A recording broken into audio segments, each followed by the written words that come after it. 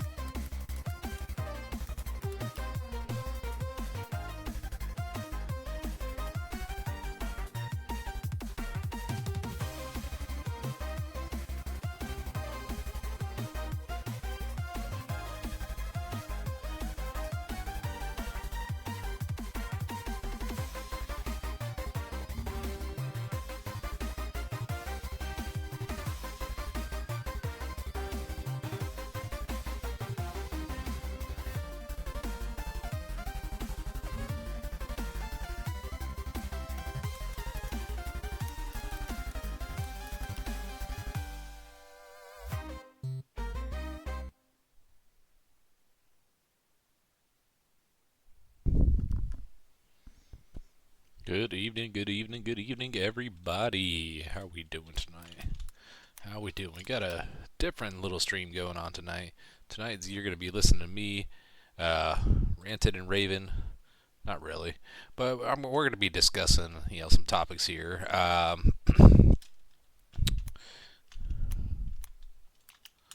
we're going to be talking about the ongoing drama related to the upcoming Nintendo Switch 2 release and all the complaints about pricing regarding that.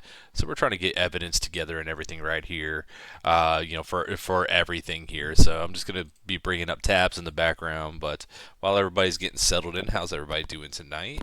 Does everybody have a nice little glass of water and everything that they need right now? Let me take a quick look. I see my baby boy. He in his bassinet chilling with mommy over there.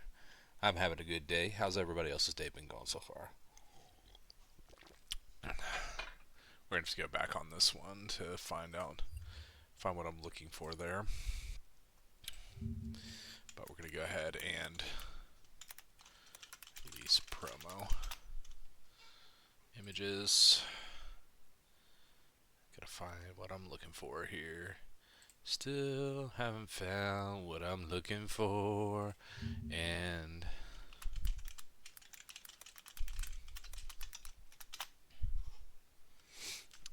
let me restart my Twitch app.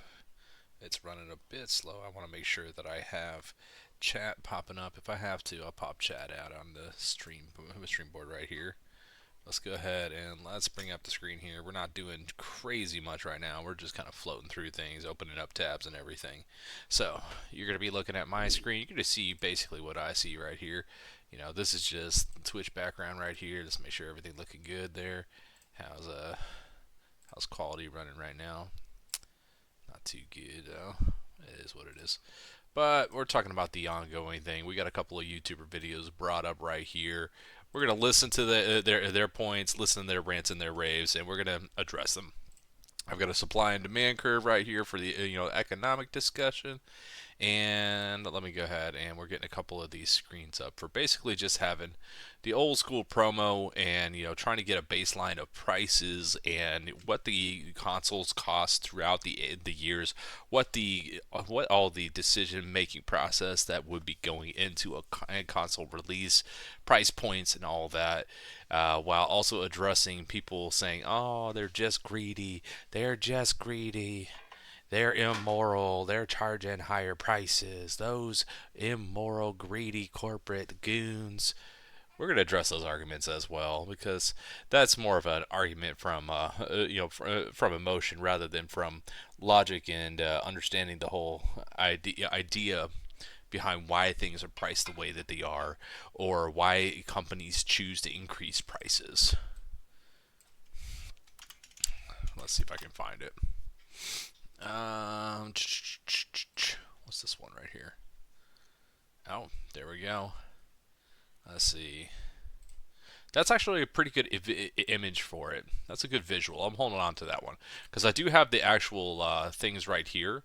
We're actually going to bring this out to 100 entries per page. We're going to have everything on there, from original gaming systems like right here, and we're going to go on down to the latest and greatest as time goes on. I thought I had this as a pulled out a little bit. This is a nice little images as well. Can I open that one? I I don't know how. I don't know. We're just gonna go. This is raw data right here. So what we're gonna do is we're gonna bring this. We're gonna refresh this page, bring it out to 100 on the tab there. That way we can see pretty much everything in one single block of information here. Um, the average wage index I brought up for this is specifically the United States wage index throughout the years. So I'm going to address that issue as well. And in Microsoft Paint, we're going to, I might actually bring up like, break even point. So we're going to go ahead and snag this break even point graph here. If I can find one from Britannica, that would be great. Or, well, we can go into everything else. But what is this one? This one looks pretty. I don't really like that one. If I have to, I'll just bring up an extra Microsoft Paint window here. Let's open another Paint, and we're going to talk about like all the things inputs for a product. We're going to do really bad writing here. Product inputs. Okay, so today's rant is mostly going to be what we have here is YouTubers, gamers, everybody. They're upset. This dude is saying screw that. Don't buy the Switch 2, whatever. This dude's got Dreamcast, which means he is a Sega fanboy, and he must be he probably still big mad that Sega got bought out by Nintendo way back when. But Sega was a failing company that had terrible direction, so then we have this one, then we got this one right here. So we're going to look at all these videos. We're going to address these arguments, see what they have to say, and also kind of just go at like right here. I pulled up some images of things. We know when things released and the release dates of each different console. So we're going to look at all the pricing for these consoles and the games at release as best as we can versus the games as they are now, and kind of look for trends. I actually wanted to bring up Nintendo's financial statements as well. They are a publicly traded company, so you can always go look at their financial reports at any time. They are required to publish them for investors. So here we go. Investor relations. Boom, boom, boom. Year in release. Financial results and announcement. Let's see if I could do. I don't want that one. What do I want? I want financial highlights. There we go.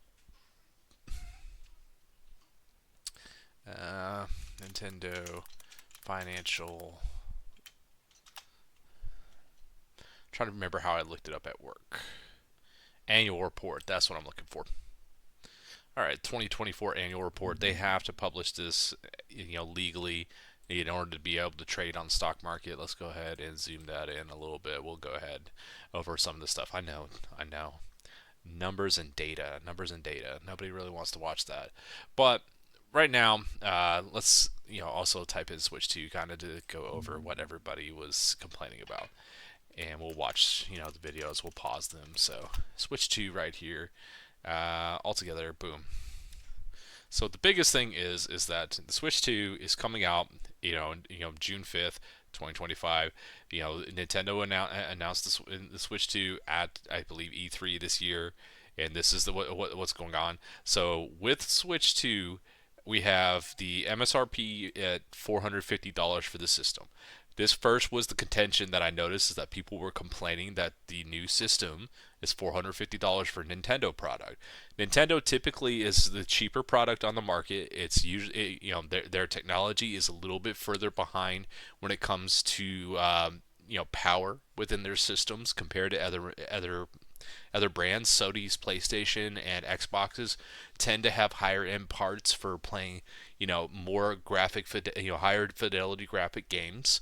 Nintendo's marketing competitive advantage is not in its hardware power. Its competitive advantage is in its brand and its IPs.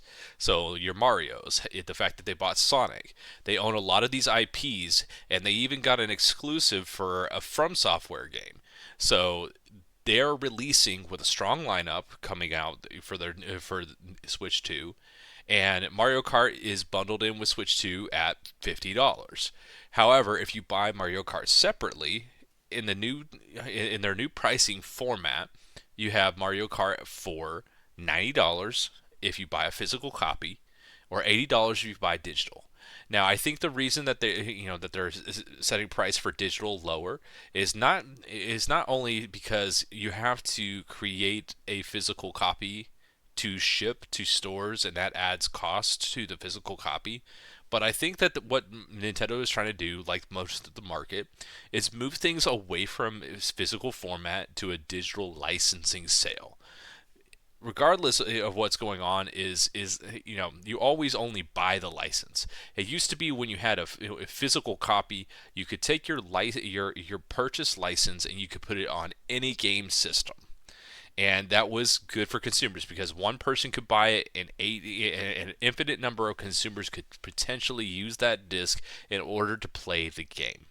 And that overall reduces overall sales. It reduces the overall price of games because only one person needs to buy it to be able to have everybody play it. But as time goes on, companies are interested in learning and figuring out how to make higher profits, higher margins, sell more units.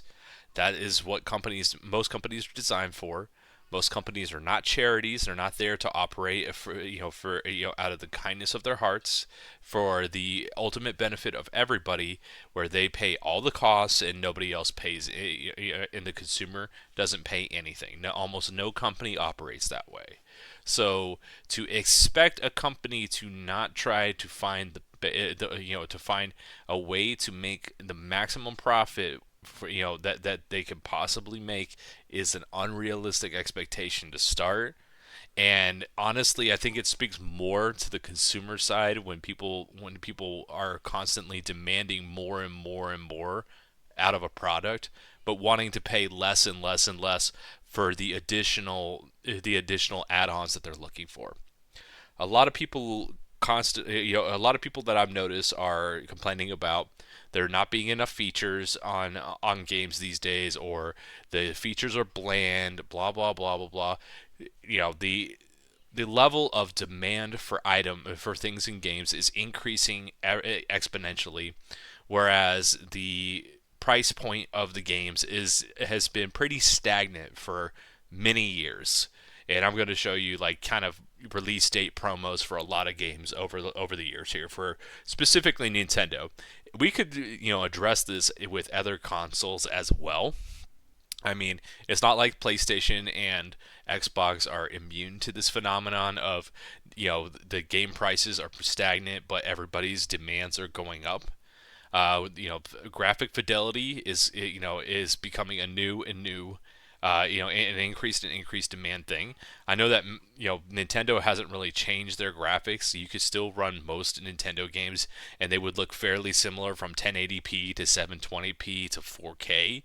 So it's really not much of a. Again, that's not their competitive advantage. So, but with Sony games and Xbox games, they are since their games since exclusives for those two platforms pretty much are going to the wayside. You don't see a lot of Sony exclusives anymore or a lot of Xbox exclusives anymore. A lot of those games are cross-platform with PCs now. They are competing in the market with PCs, which have an unlimited amount of power relative to the games that are being made to increase quality of the gameplay. So those systems have they have to do a different strategy than Nintendo does. But a lot of people are mad about the price point specifically when it comes to the Nintendo products lately. So I got into a little argument on the internet with someone the other day, and that's always an intelligent thing to do is argue with people on the internet. But they wanted to bring up how it's anti-consumer. Nintendo is anti-consumer. Nintendo is immoral.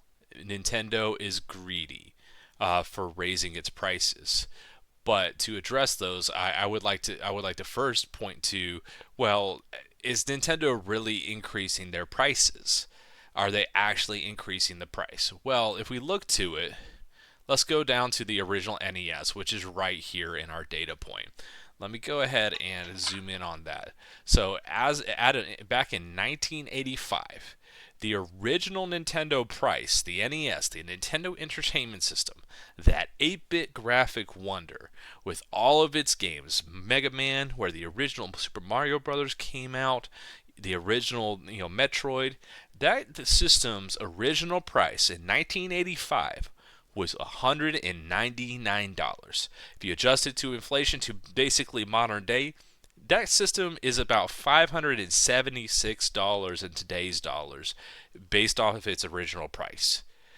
That is $126 more than what you would be paying for the Switch 2. And would you say that the NES at the time offered, a great amount of graphical fidelity? Maybe for its era, yes, but that's a lot of dollars to be paying in 1985, especially if considering if we go to our average wage index for 1985 here in the U.S. The average wage index, for 1985 was $16,800, so less than $17,000. It's not a lot of money. You're not making a lot. So if I were to run that on my calculator here, so let's just say 199 out of 16,800. The cost of a new NES in 1985 would have been 1.2, almost 2% of your income just to lay out for an entertainment system, what I would call a luxury good. And I'm going to say luxury good a lot related to the Switch 2 here, and I would like to clarify my definition of what a luxury good is here before anybody starts scoffing and laughing and saying it's not a luxury good. Luxury good, as I am defining it here, is any non survival need good. So I'm not talking about clothing, I'm not talking about shelter over your head, I'm not talking about food, water, I'm not talking about a car. Because in the modern day US, a car is a survival need. You pretty much need transportation to go anywhere in the US these days. So, Nintendo systems are entertainment. They're luxury goods. It is a luxury to be able to purchase something that would keep you entertained. It is not a necessity. It is not that. So when it comes to people arguing about the moral morality of them raising the prices, I dismiss the morality argument outright because we're not talking about a survival need. We're not talking about Nintendo controls the water market and they decided one day to jack the price up 200% on water. That is not what we're talking about here. We're talking about a luxury good that you don't need. So them raising the price is due to their perceived demand and their perceived what they're doing is they're bidding that they can get that price that product, and people will pay it and they will enough people will buy it at that price to make a profit, make a specific profit margin. So what we have here is in my paint here. This is just simple economics to start. All companies have to abide by rules and laws of economics.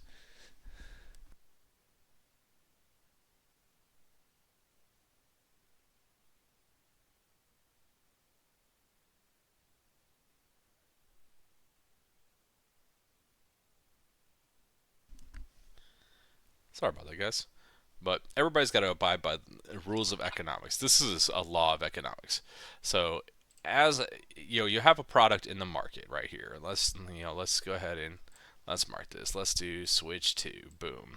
We're just gonna write it in there. Switch to. So here's the demand line, and that's basically this is the price on the in the y-axis. X-axis is the quantity. This is the switch to. This is the demand and supply line. This is basically your generic demand and supply line. You'll see this on every single economics book everywhere you go. You'll be drawing these up if you do anything economics wise. Uh,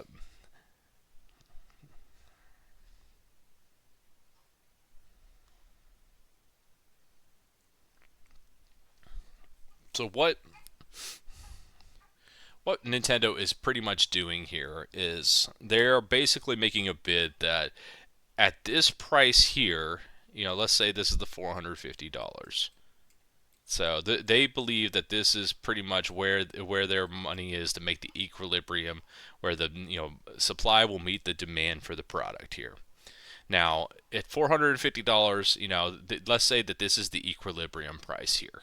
That means that the same number of people will demand the product as the number of units there are available to sell. Now, if we lower that price down here to $200, our new line here, the supply that Nintendo would be willing to sell goes down. The quantity will go down because the price is lower. They won't make as many because they're not making as a regular profit margin. However, the number of people who would be demanding it would skyrocket over here. You see the quantity right here would be skyrocketing at $200. If I raise the price, ideally Nintendo would want to sell everything at $1,000. Let's just say it's $1,000 here. So the demand, however, Nintendo, knowing wants to place it at $1,000. They want to sell everything for the highest dollar. I've never known a producer to want to sell lower than what they think they can sell it for. Never known a consumer to want to buy it for higher than they can get it for. So right here. However, if you raise it to $1,000, demand would plummet to this many units here, but the supply from Nintendo at $1,000, if they could get $1,000 in the market, would be way over here. So consumers want to buy low at all times. Producers want to sell high at all times. How do we end up making the best deal? Well, what we do is we set our strategic pricing at a point that we think that we can make a profit that enough people will demand to sell, which is what they think for their Switch 2. They think the demand for the Switch 2 is good enough at 450. I know that a lot of YouTubers are complaining. I know that it makes consumers mad that they've raised the price, compared to what they're used to.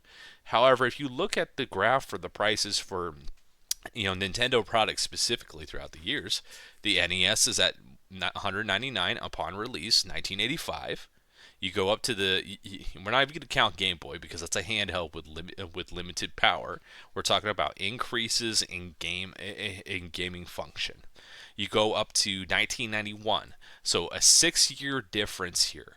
The price of a Super Nintendo a system with about double the amount of graphical fidelity, with a much wider variety of games, with much more functionality in their games. It's still sold for the same price as the 1985 opening price of $199 when Nintendo released it in 1991. That is $459 in today's dollars, which is only about $10 more than the starting price for the Switch 2, which compared to the SNES is a much greater leap in overall fidelity. But Nintendo's been releasing game consoles relatively similar pricing. Go down to the N64 once again. The N64 released at $199 in 1996 dollars. So you notice that the price of the console on Nintendo releases is stagnant. This is an 11-year period, a whole decade in which the console sold for only $200. So what are we noticing here? We go to the GameCube release, $199. This is the original price, $199. So now we have not only a 10-year period in which the consoles have cost exactly the same dollars, therefore losing relative value compared to the market here. You see 199 and 199. 1985, 2001, that's a 16-year period in which Nintendo has not increased the price of their main system. That is a 10-year, that's a 15-year period in which the price of the system had not increased a dollar at release. The first period in which you see an increase in the price of the system is the Wii. The Wii was a high demand item that they actually sold out of on release. There were not enough copies. So whenever the Wii first released, we had, let's get all this off of here. Let's back this up and let's go to the Wii. Oh, my bad. Back forward. So Wii. So when the Wii released, the demand for the product was at this for the price they released it at. So let's say the price was $299. Sorry, $249. It was $249. The demand was right here on the line at $249. However, the supply was right here at the equilibrium point of of a higher price. So what ended up happening is this supply line ended up getting shifted to the new demand. So they had to meet the demand by increasing production of the product at this price. They actually, I think, increased the price of the Wii as time went on, at least in the first cycle there. So high demand products will increase the price overall. The Wii released at a price that was so low and demand was so high that they actually ran out of supply, and that will shift the overall price of the price point up on the system. So it was only a $50 increase. So this was from 200 to 250. That is only a 25% increase in the first 20 years of the product. A 25% increase in the first 20 years. So you divide that by 20, that's a 1.25% increase in overall price year over year if you were to do it over the years. So they're only raising prices by about a percent and a quarter each year. That does not keep up with inflation. The average inflation each year is about about 2 to 3%. So Nintendo's pricing strategy for about 20 years was underneath the average inflationary percentage each year. You go into the 3DS. It's a slightly different product. This is a handheld, but it's a handheld with all the functionality of a DS and all the functionality of basically a Super Nintendo and a little bit of above. So its price point at $249 makes a little sense. Now, the Wii U, this is the one that makes not much sense to me. They increased the price point by about $100 within that 6-year period, I think it had a couple of extra pieces of hardware in it that were slightly better, but this was released in 2012. That was just after the housing bust, so they were releasing a game at a higher dollar point at a period in which there was not a lot of disposable income. But they thought that there was enough demand for a new Wii U to raise the price. We keep going down. The next, from that period on, we have another. If you can see here, the Nintendo Switch, OLED, the Nintendo Switch right here.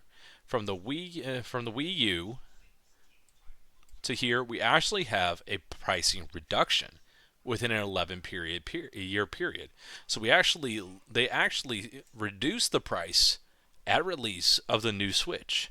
The Switch Lite was even lower than that, but the OLED Switch was at the same price as the Wii U. But graphics on the Switch were slightly better. They had a fully developed library.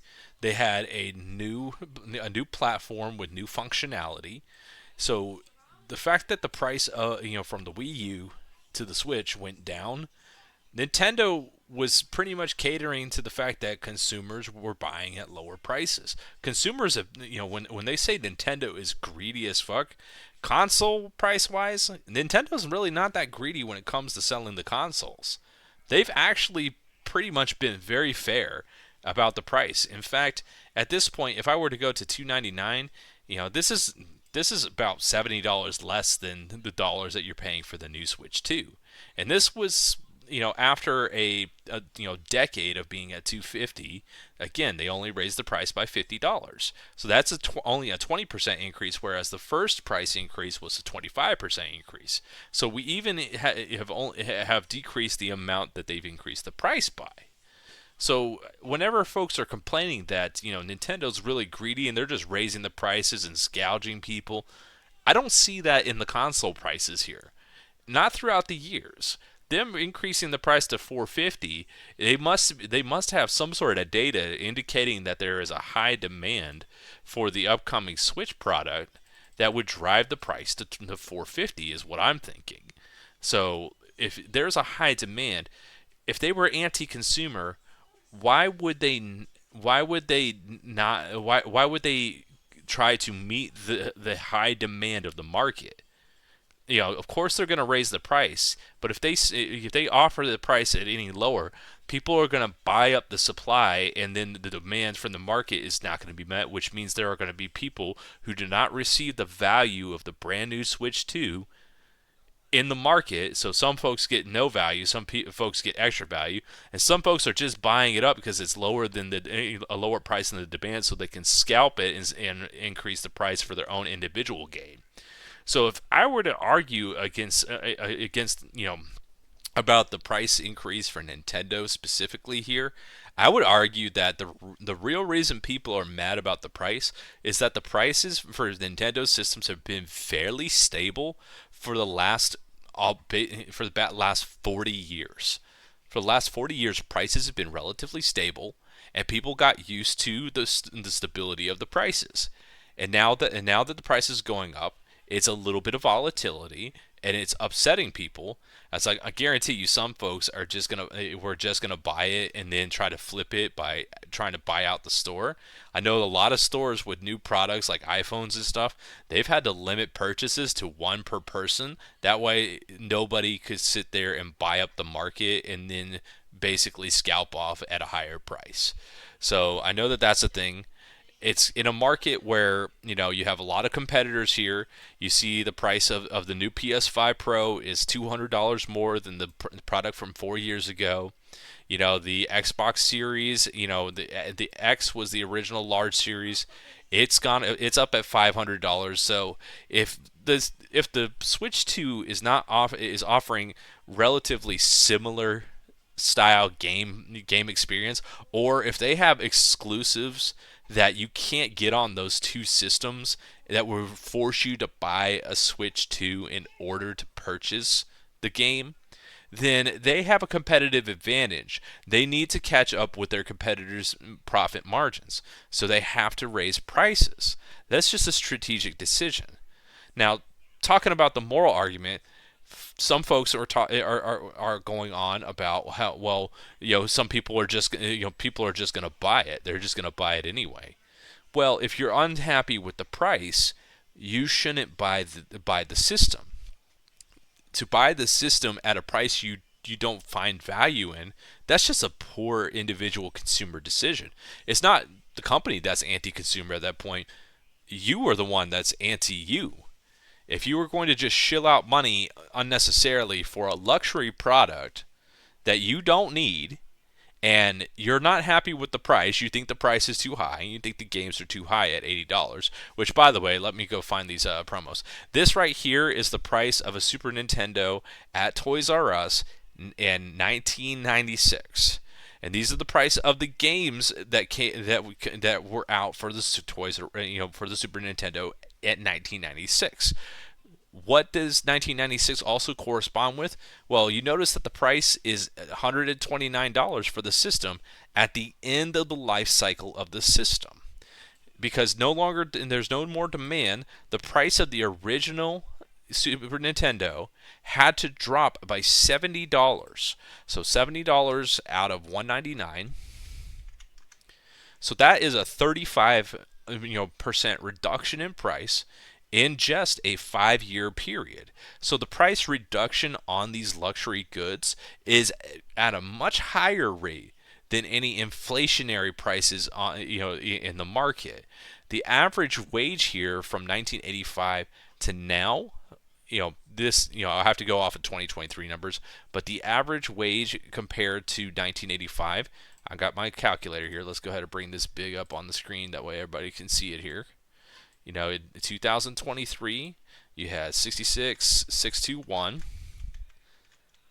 and then you go back to 1985, 16,822. So basically, almost 4 times. Wages today are about 4 times as much as wages in 1985. However, the cost of a new console from Nintendo has only gone up by about double. So wages are going up at twice the rate that the prices are. And wages and labor is the highest dollar product input. So, when you have labor and everything right here, let me just go find a break even point here. Labor is always the highest dollar input in everything. For them to sell something, they're minimally wanting to recuperate every single cost. They don't want any product to sell at a loss unless unless that loss gains them a larger dollar amount on another product. At release date, Nintendo ain't gonna want to sell at any kind of loss.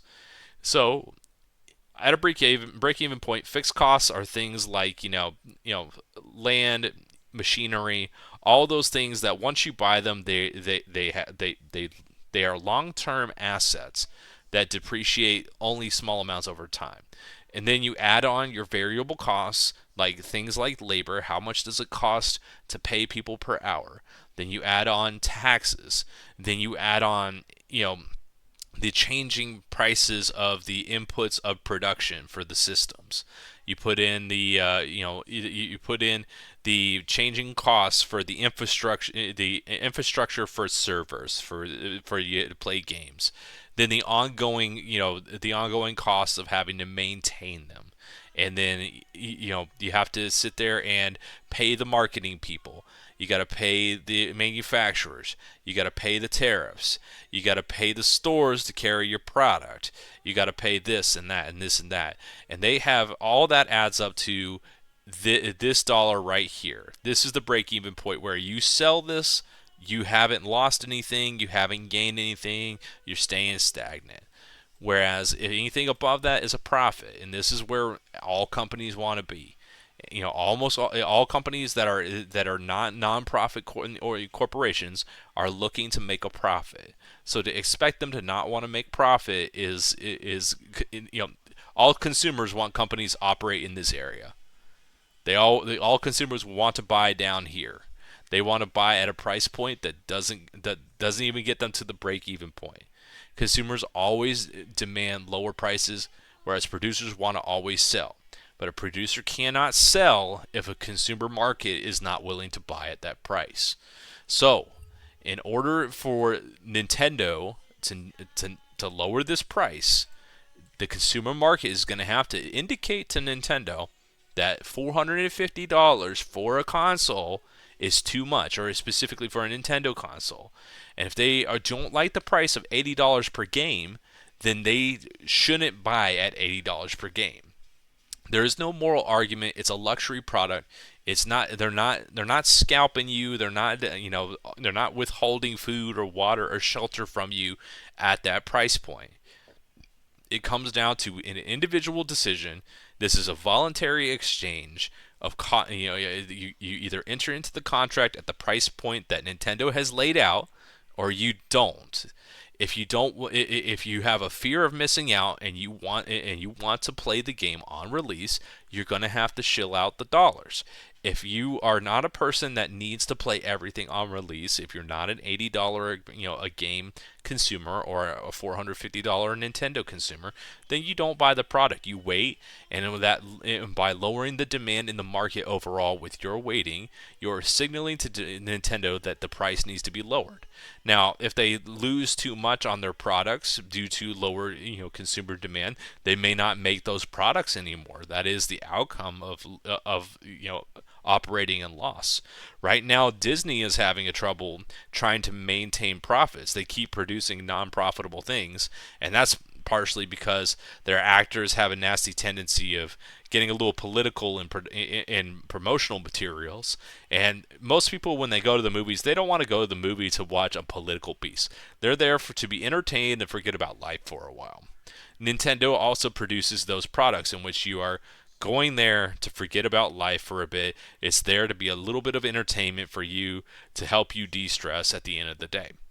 They believe that 450 is the price point in which the majority of the market will want to buy it. They think that this will maximize their profit on the system. And if I go to their financials, which I think I brought up here, I do have their annual report. Excellent.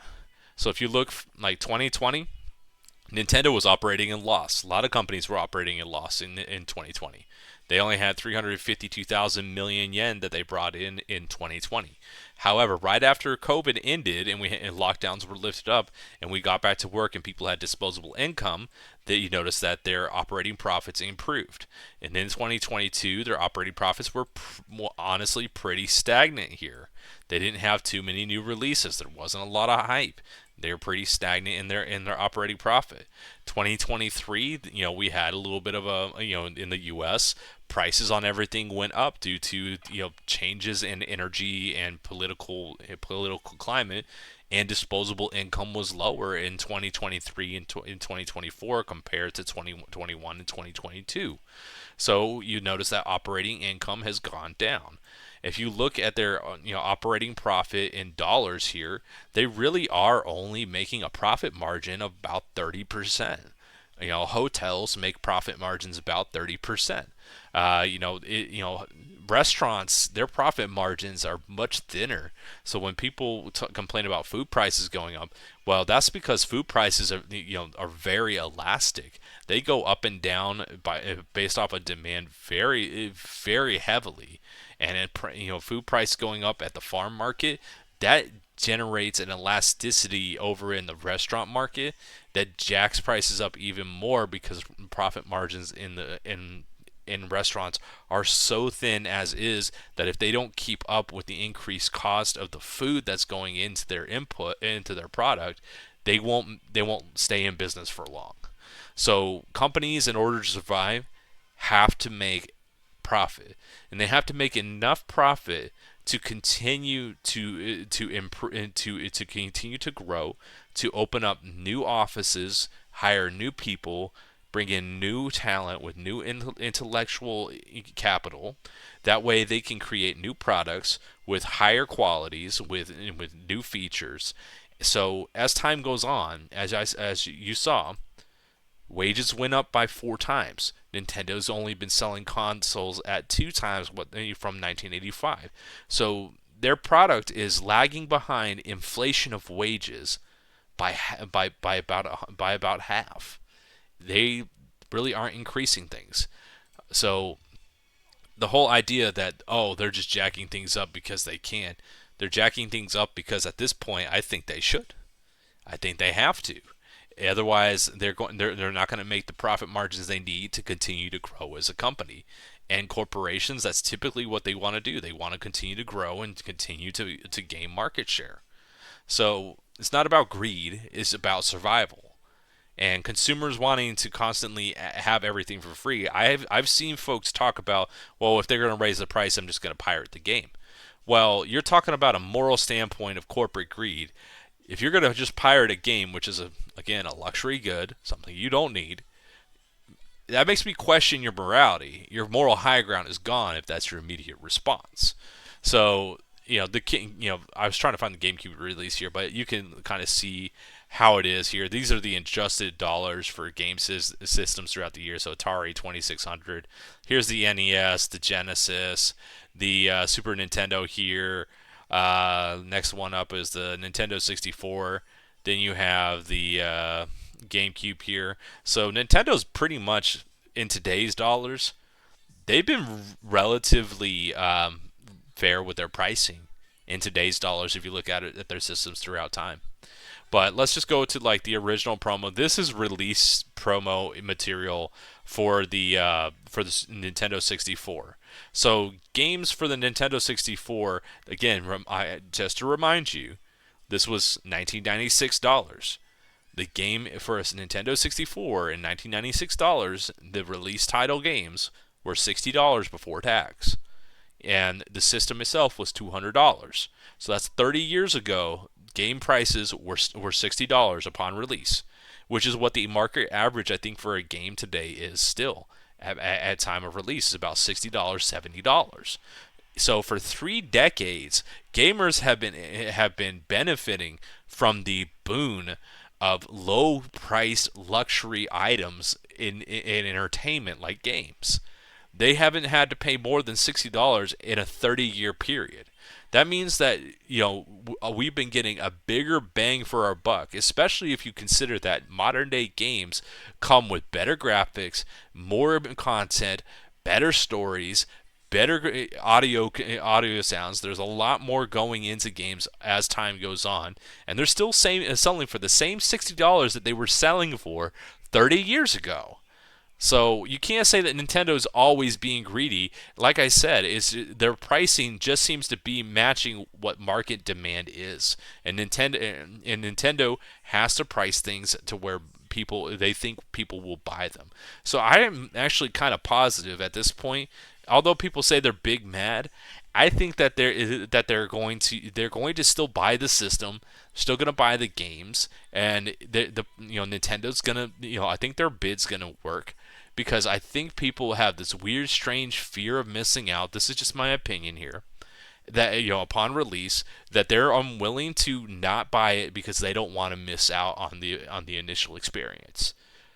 Now, I think that's silly. I think individually people should control their spending habits. I think if you don't like a price, you should definitely control your spending and don't buy it. That way, you get the market price to go down to meet the demanded price.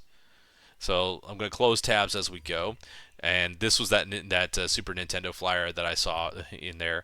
This is just regular supply and demand. You can go to Britannica Money if you really want to, look through all this. I'm not going to give you a full economics lesson today. I think that's enough of the economics. That's me just laying the groundwork of argument. With a couple of things here. I want to go to Angry Joe here. Let's see. We're going to listen to Angry Joe here, and we're going to respond to what he has to say. Then we're going to go listen to Dreamcast Guy, respond to what he has to say.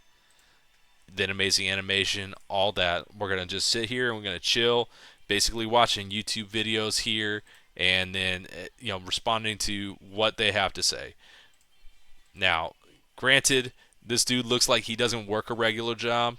He looks like gaming is his life, so this may affect him more than the average consumer. Most people don't buy more than a couple of games a year, and most people don't buy more than one console.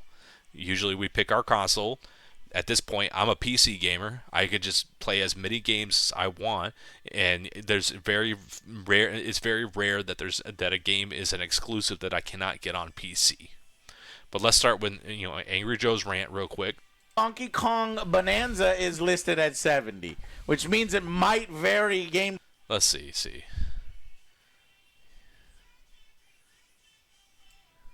Hold on, I'm completely unprepared for this. Why didn't they fucking show this on the fuck? Oh, what? It's 80. Get the fucking advertisers out of here. God damn it. Fucking 80, 90, what? 80 fucking dollars for digital and $90 for physical. You must be out of your goddamn mind. I'm not getting it. You already the system was too expensive. I was like, no, maybe I'll just wait. So again, his complaint is about $80. $80 price point because everybody buys digital these days. If you don't buy if you tell me that you don't buy digital on most of your games, you're lying. But again, so $80 is only 1 1/3 over the price of the $60 mark. Okay, so if I do 60 out of 80, it's basically a 33% increase. In price. It's actually no, it's a 25% increase in the price over a 30-year period. So the prices of games have gone up in a 30-year period by less than 1% per year, which is about a third of the percent of inflation per year on average. So video game prices they're pretty inflexible. They've been stagnant at $60 for 3 decades. So that means they haven't been keeping up with inflation. What the video game market has been basically keeping alive is the demand for the games. At $60, they sell more copies. So that's why the prices haven't gone up. It's not that they increased the price because they're a higher demand. They just sold more copies. But the fact that they're selling so many copies at $60 that is keeping them profitable, that indicates on market demand that where we need to have a price correction, especially since we haven't had any price increases in the last 30 years. But let's see what his argument is for why he's not going to buy it, why he thinks this is too high of a dollar point. But the games, maybe you can justify the cost of the system with all the shit in the pack and the fucking Mario Kart and all that, but $90 games with tax, $100 fucking dollars. Nintendo, are you fucking shitting me? And fans of Nintendo are the ones that collect all the physical copies. They're the ones that like to have libraries and libraries like we have downstairs. And they're going to get fucked the most. So you go. So not only do you raise the price on physical, you raise the price on digital. So digital should be cheaper. Your profit margins are higher. But yeah, you're going to raise. Okay, price on digital should be cheaper. The price on digital is cheaper. It's $10 cheaper than the 90. Let's just do it again. 90 out of 60. So it's 1.5 times. So 60 out of 90.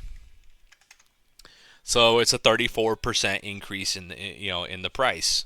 So let me see, it's a 50% increase in the price. So 50% over a 30-year period. Once again, the average inflation is about 2 or 3% per year. So Nintendo's been underpricing its games by about 0.5% to 1% each year by not increasing their prices earlier. So even at the $90 mark, they're still not keeping up with inflation based off of the prices of the games for the last 3 decades. So my argument here against Angry Joe is that, the profit margins on the digitals are going to be higher because you don't have to have any shipping costs, you don't have to have any production costs for any of those things. However, there is a sort of prestige in owning the physical copy. That as he said, there's a high demand for Nintendo fans to own the physical copy and have a library. So if they're willing to, if they want to have that library, they're going to have to shell out for the production cost at $10. The digital cost game at $80, I think that's actually a fair market assessment price for a Nintendo game, especially with the ongoing news that other games like GTA 6 are planning on releasing at $100 before tax, coming up in the future. I think his argument here is like, yeah, he understands the basics of the production of a digital game, but in general, creating a disc for a game, that's not where most of the production cost is. Most of the production cost is in paying the workers and the software developers to design the game, and buying the software and having the office rent. That's where your highest costs are. So like the digital game being relatively close to the cost of the physical game is actually pretty much spot on, because the majority of the cost goes into labor, as I mentioned earlier. And as we saw, labor has gone up at a rate of twice the price of consoles, and at this point it's gone up about has gone up about 3 times the price, of the individual games themselves.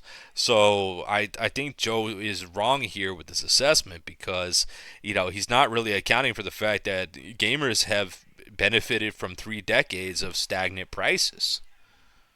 Raise the price to $80 from $60. Nintendo Switch games were already a little cheaper. They weren't yet at the fucking 70. Some of them were at 70. never go on but they were at sale. 60. So you're going up 20 fucking dollars.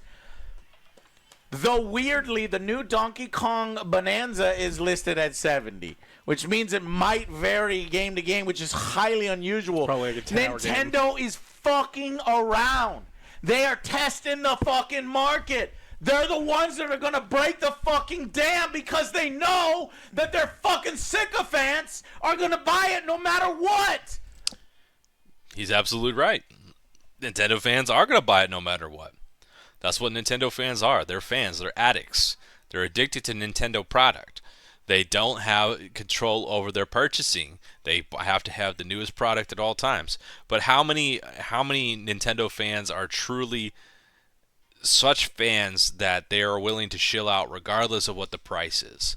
I doubt that's the thing. I think the in general market for Nintendo is much higher than what Joe thinks. Even at $80, I think that Nintendo he's right. They're testing the market. They're making a bid that in the market they can sell their games at $80 at a high enough demand to make a massive amount of profit. They're also bidding that they can sell the consoles at $450 and make a profit. Now, I don't see that as an actual problem with Nintendo as a company. I see that as a problem with the consumers not being able to control their purchasing decisions. But again, that's the consumer's individual decision. I'm not going to tell them that they can't engage in this voluntary exchange for this product that they believe gives them value. But you're going to buy $90 fucking games. Jesus. That's too much, man. It's a discount. from $80 fucking N64. dollars is too much. No. $70 fucking dollars is what it should be. And that's raising it, and there'd be grumbling about that. But $90 is a wild. Nintendo pushing this is fucking pissing me off. Those greedy fucks. They already have a bad fucking reputation with me. Fuck you, Nintendo Japan. I'm not buying the fucking console. And right here, I'm going to address that. You hear that? They already have a bad reputation with me. $80, fuck it, I'm not going to buy it. They got a bad reputation with me. It's almost as if Joe takes this as a personal attack against him. It's nothing personal against Joe. There's nothing against, it's not a personal attack against Joe that Nintendo raised the price.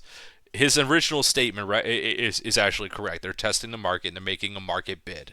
Now, if the market responds favorably to their market bid, or if it responds neutrally and they still make that $80 on each game, and they make that $450 on the content, whether the market responds neutral or favorably, they've won. They've made a higher profit margin per unit, which is what they need to do in order to grow.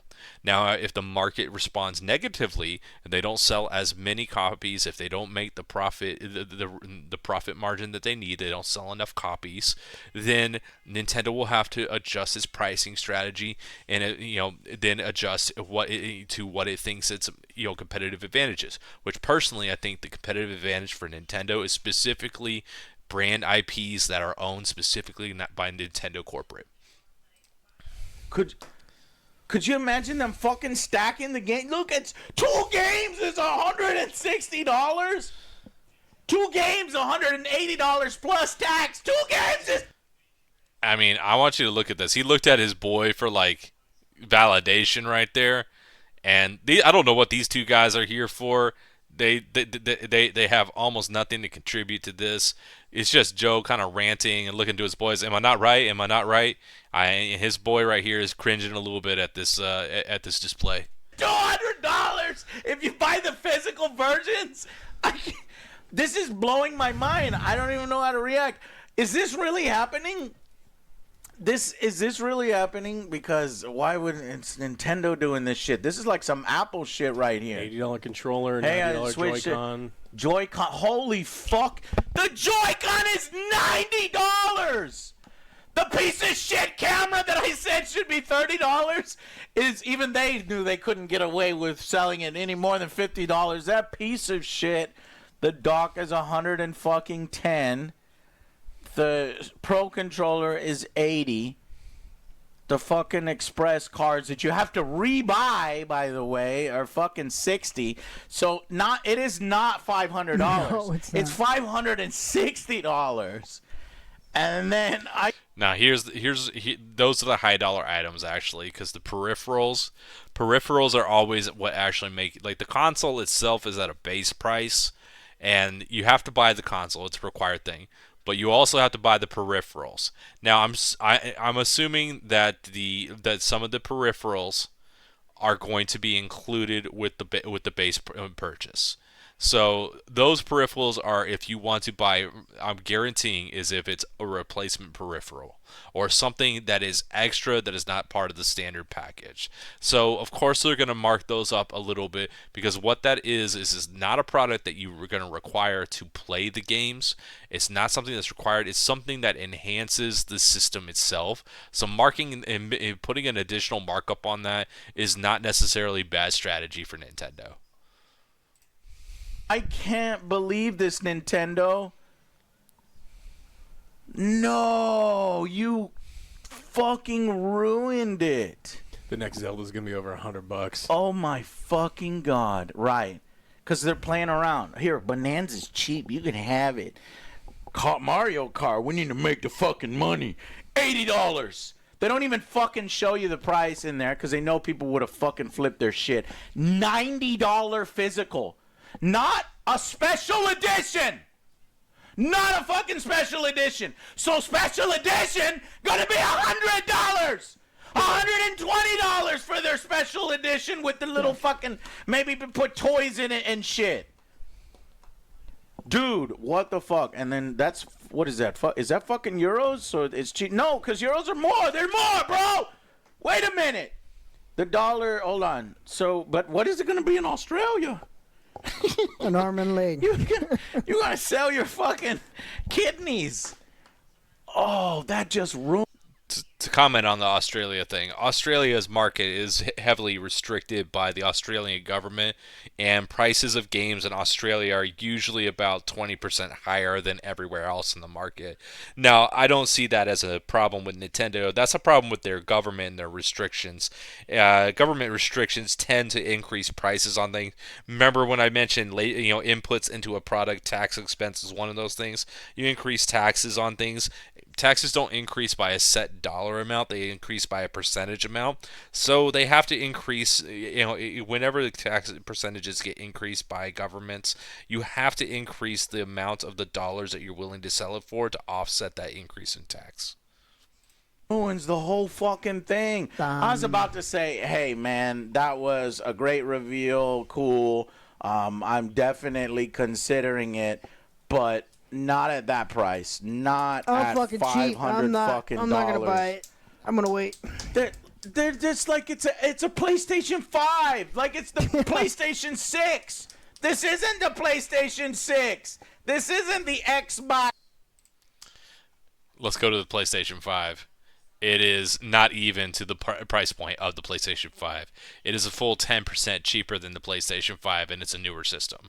The PlayStation 5 Pro is even higher than this, so it's about it's $250 cheaper than a PlayStation 5 Pro. Just to put that in context. Next, whatever the fucking thing is, you're over here fucking. Hey man, check it out. We got game chat. We got 2 frame per second game chat. $500. Oh, bro, $449 when the last one was $300. Nah, what a rude awakening today, dude. Again, let's go back to it. Last one was $300. You're absolutely right. Last system was about $300. The Wii was $250. The Switch was $300. But again, the period of time here, this is an 8-year period. So price of the Switch was $200. It was $300 to now. So that's about a decade worth. But once again, we go back to Nintendo systems. Over the years, Nintendo's prices have been stagnant on their systems for about 3 decades. So again, I don't see why he's freaking out about the price increasing again. Maybe it's the fact that it's ramping up, every 10 years rather than every 30 years. But gamers have benefited, once again, from stagnant prices in the video game market for 3 decades. I don't know. I'm at a loss for words. What is going to happen now if Nintendo does this, guys? Other companies and if these sell. If it makes record numbers, all the other game companies, you think EA is not going to charge base Madden $100, $80 to $90 after Nintendo does this?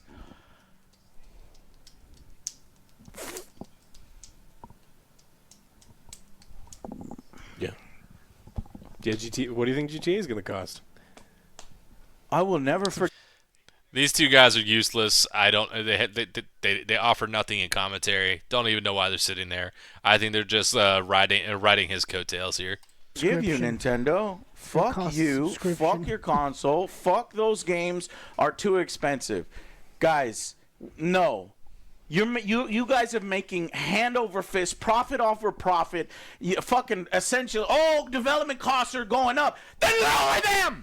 Start not ballooning the fucking industry. They're gonna pop the bubble. This might blow up in their face. I hope it I'm does. curious if that is too much for Nintendo fans, because Nintendo fans are such a unique group. They'll buy anything. They'll do anything. They're basically like Madden sports gamers, and they'll just take anything. So of course they're gonna fucking buy this. All the other companies are going to get the wrong fucking message. They're going to say, well, I'm going to charge $100 for Grand Theft Auto 6. If Nintendo's doing a fucking kart game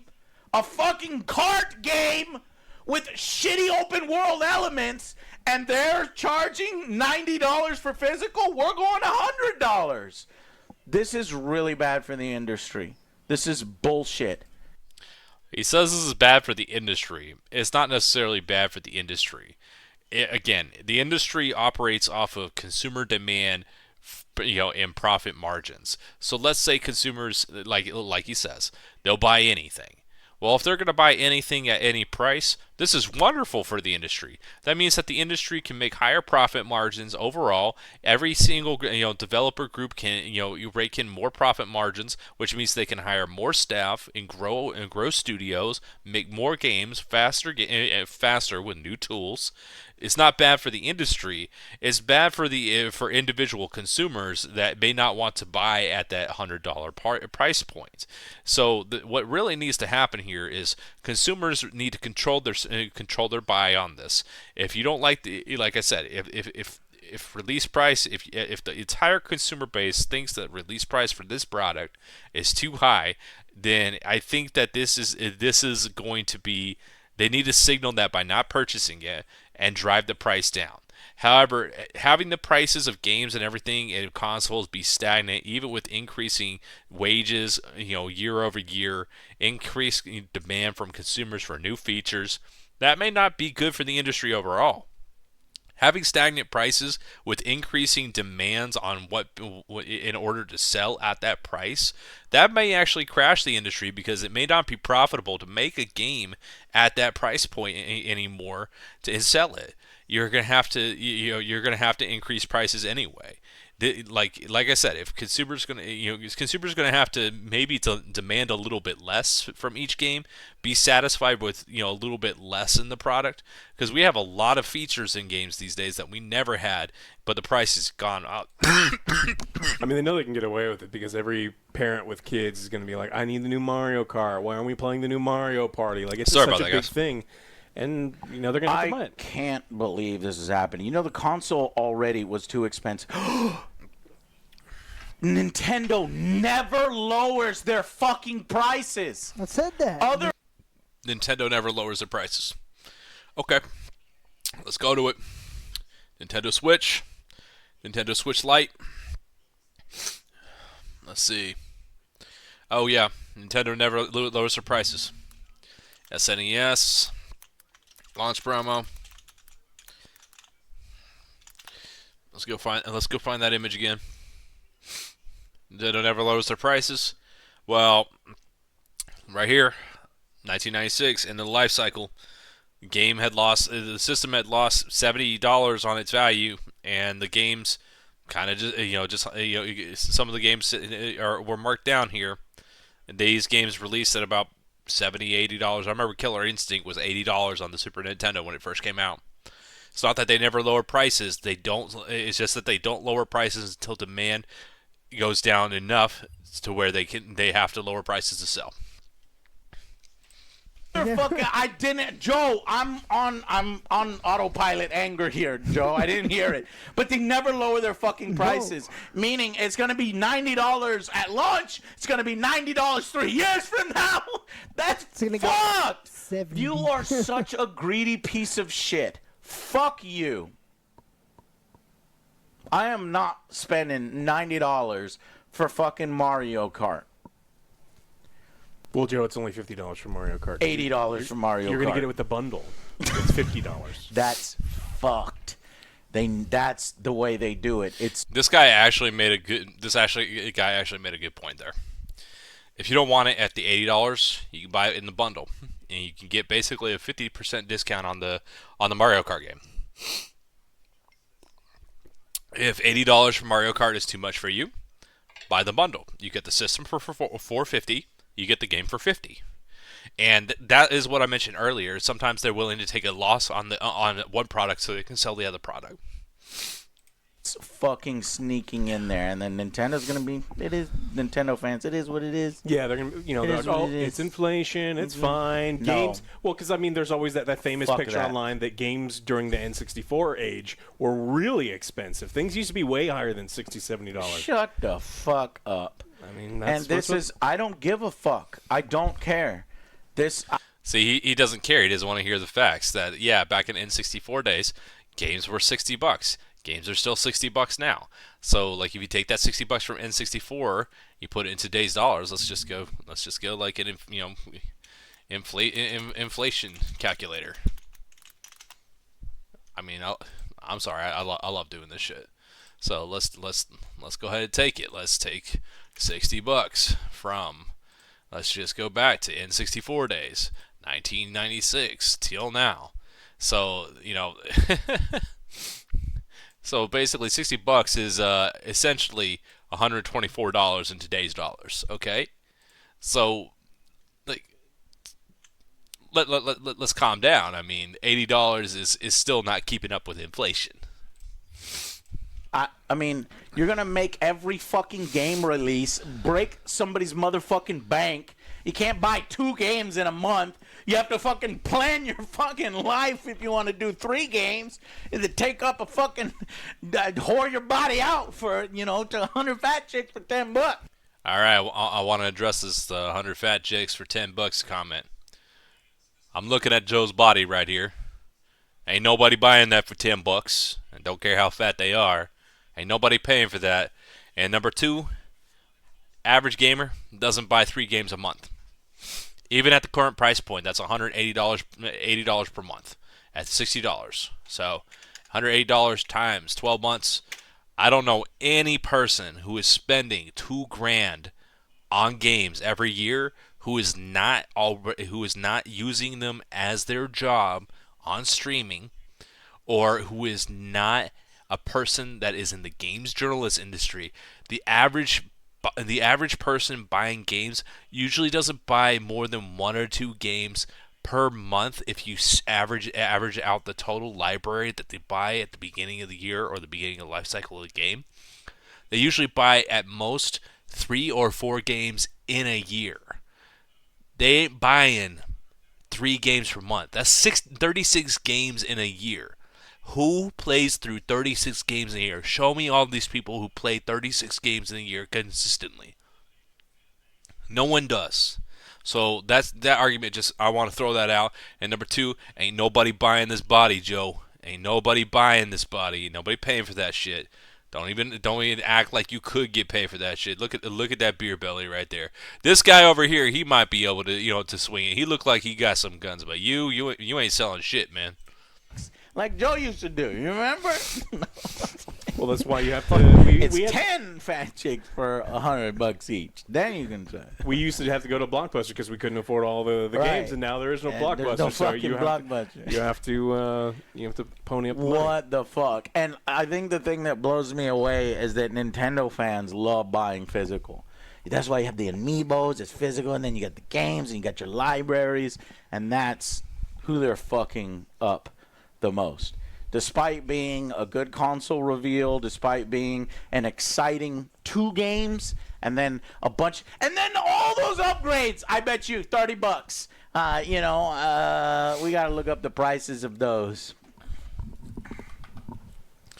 I think this is where he brings it up and he sees that the games have different prices based off of. Because I was trying to look up to see what they were. They're like, I think. It's like, well, you don't know anything. Right, because they didn't fucking say.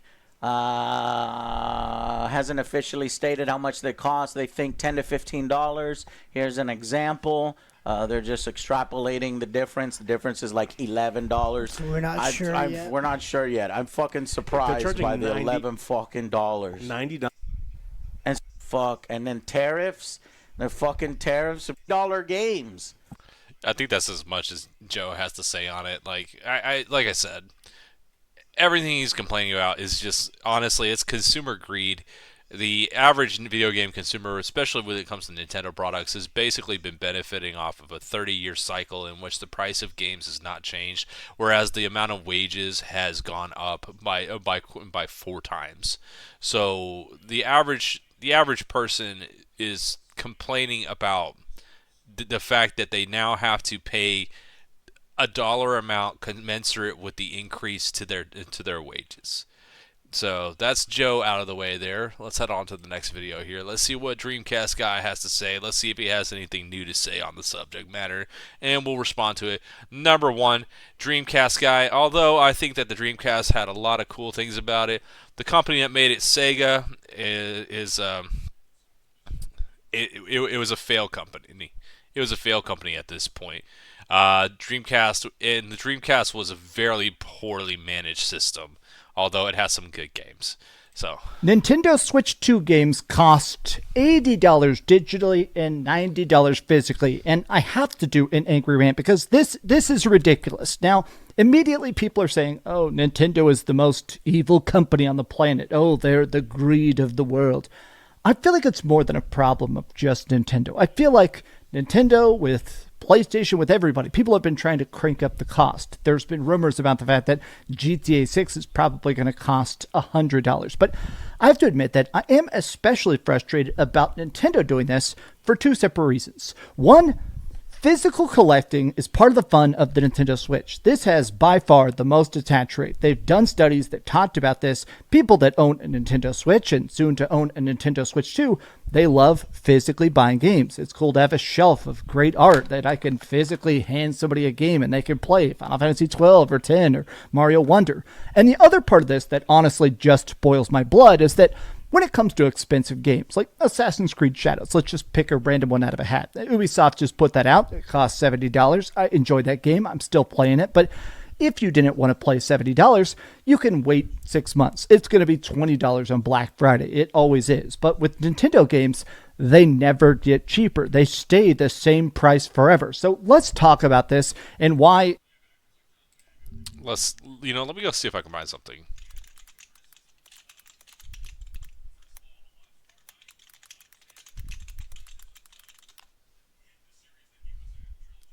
Let's see if I can find some promotional material for the original Switch. Because I'm fairly certain I've seen prices on Nintendo games. Nintendo game prices never go down. Question mark. Alright.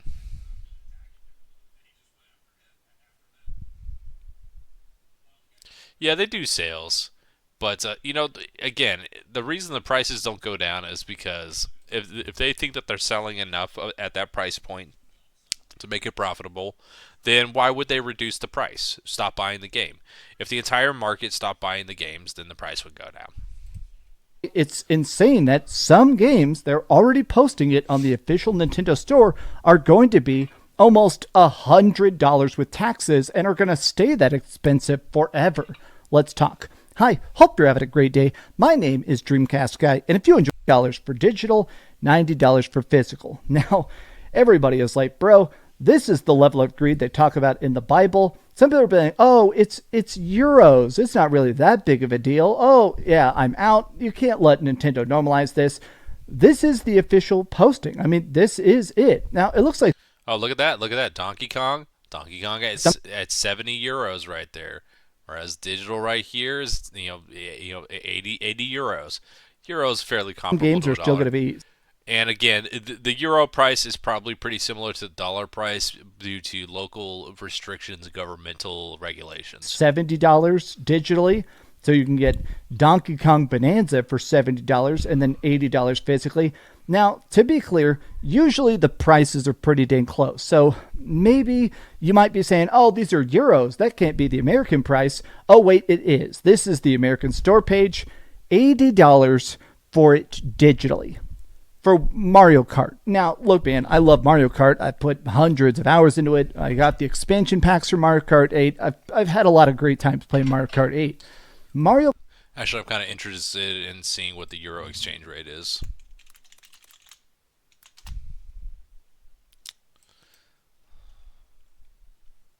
Yeah, so a dollar is worth 10% less than the euro.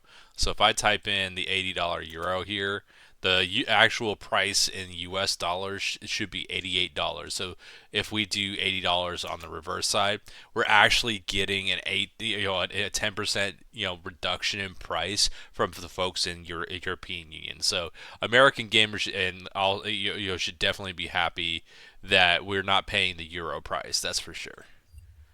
Mario Kart 9 costing $80 digitally. This actually boils my blood a bit. And I've already seen people starting to be like, great, GTA 6 is... I've heard him say it boils his blood. It boils my blood. It makes me mad. It makes me big mad. Price go up. Big mad me. I'm not hearing an argument for why Nintendo should not increase the price. I'm not hearing an argument for why. All I hear is that I'm big mad. If you are individually big mad as a buyer, then do not buy it. I'd agree with this right here. Do not buy it if you are mad at the price.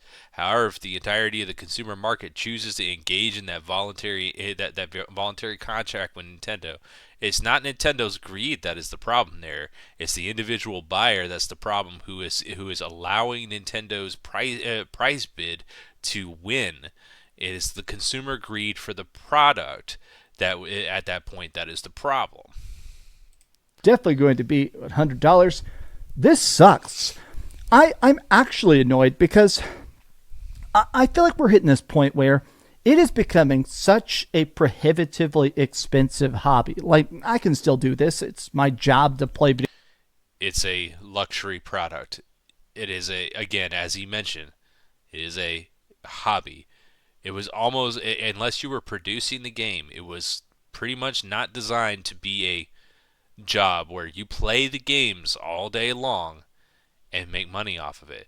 I know everybody would love to do that. I would love to do that. I love video games. I would love to be able to stream all day and make my bills. But the average person was, it's the fact that these guys can make hundreds of thousands of dollars a year just playing video games on stream for hours and hours a day. That is a wild economy. That is an economy in which they're not really producing anything of any material value.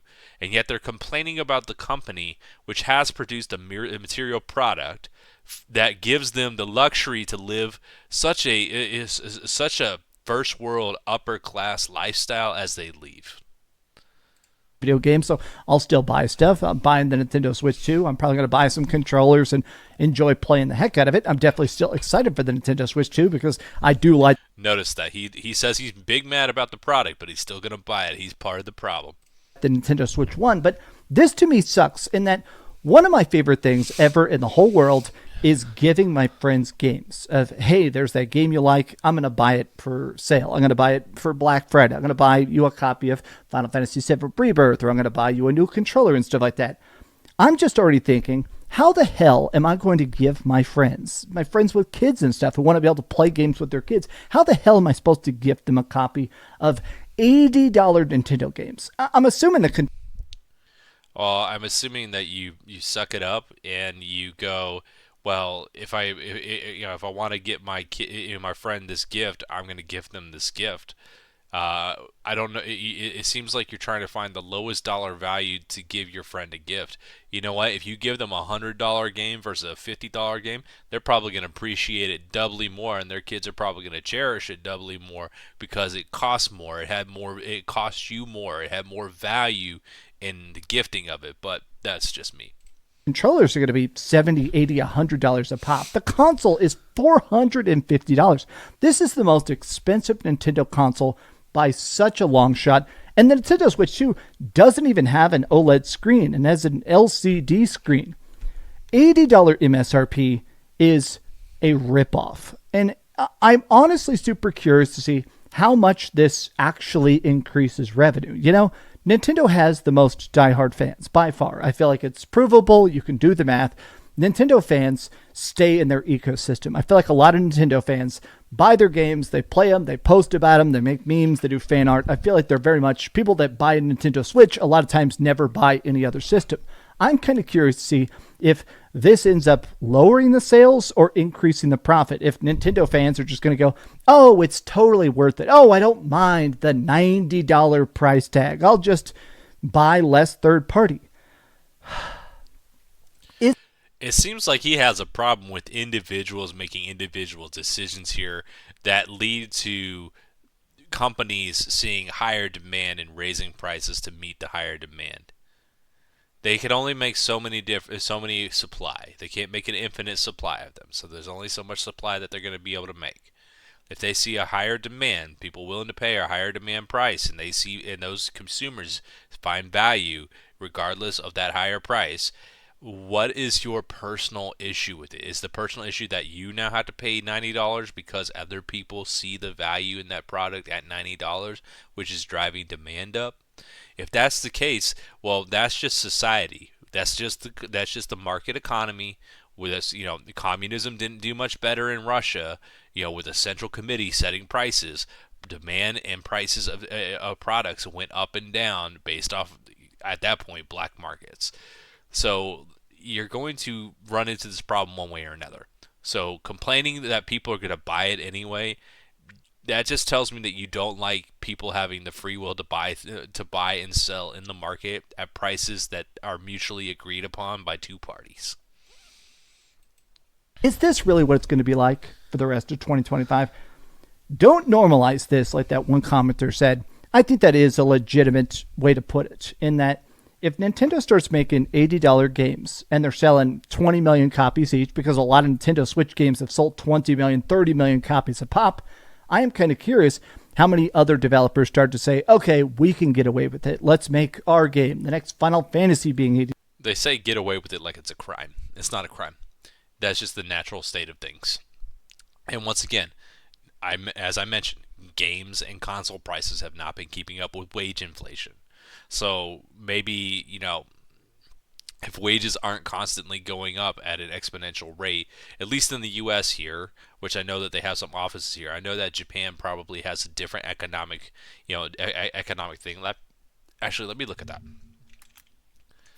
Japan average wage index. Let's see. Ministry of Health, Labor and Welfare, wages.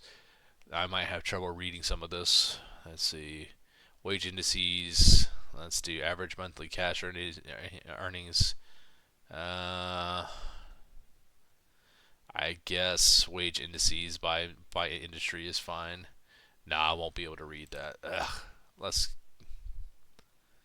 There we go. Year-over-year trading economics. Let's go back to, let's max this out. Let's do a 10-year period here. So at the beginning of 2016, what was the average wage for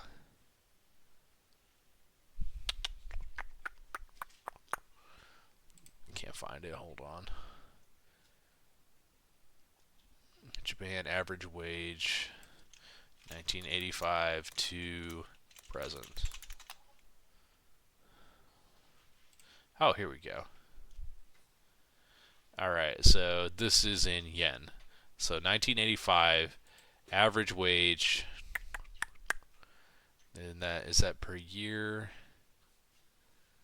I'm assuming, oh, there we go, annual salary in yen per year. So 1985 annual salary was 3.163 million yen, and average wage, it only goes up to 2023. I see that they had a dip in their economy here. It didn't go up that much. Damn. Let me see. What is the average wage? I can just get it off of Japan 2024. Average salary Japan. So let's see. That's not for the year. That's wrong. Whereas 4.6 million yen.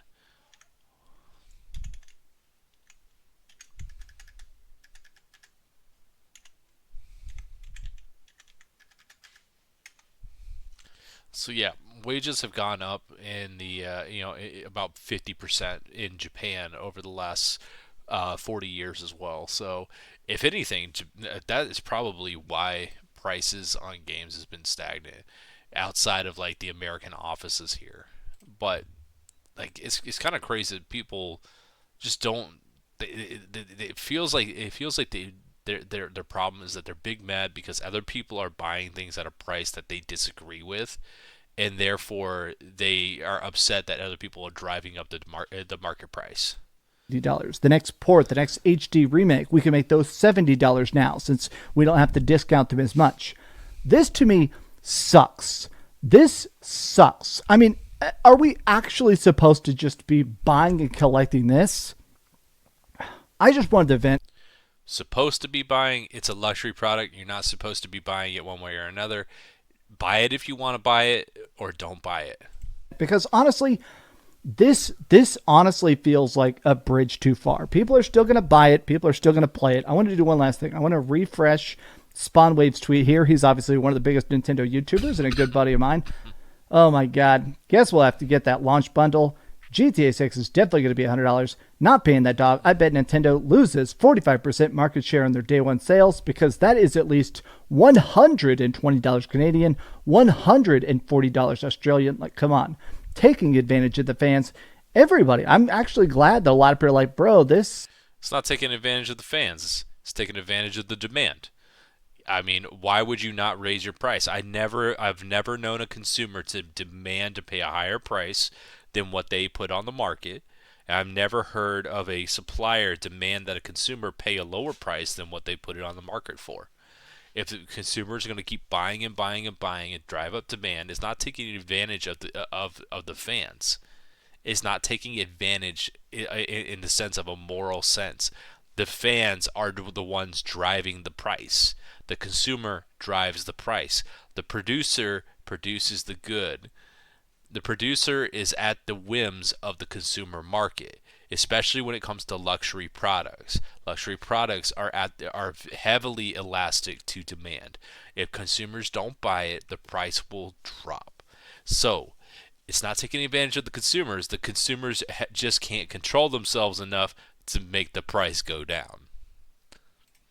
Is just ridiculous. It's ridiculous. Blaming it on tariffs, and most people won't think past it for more than a second.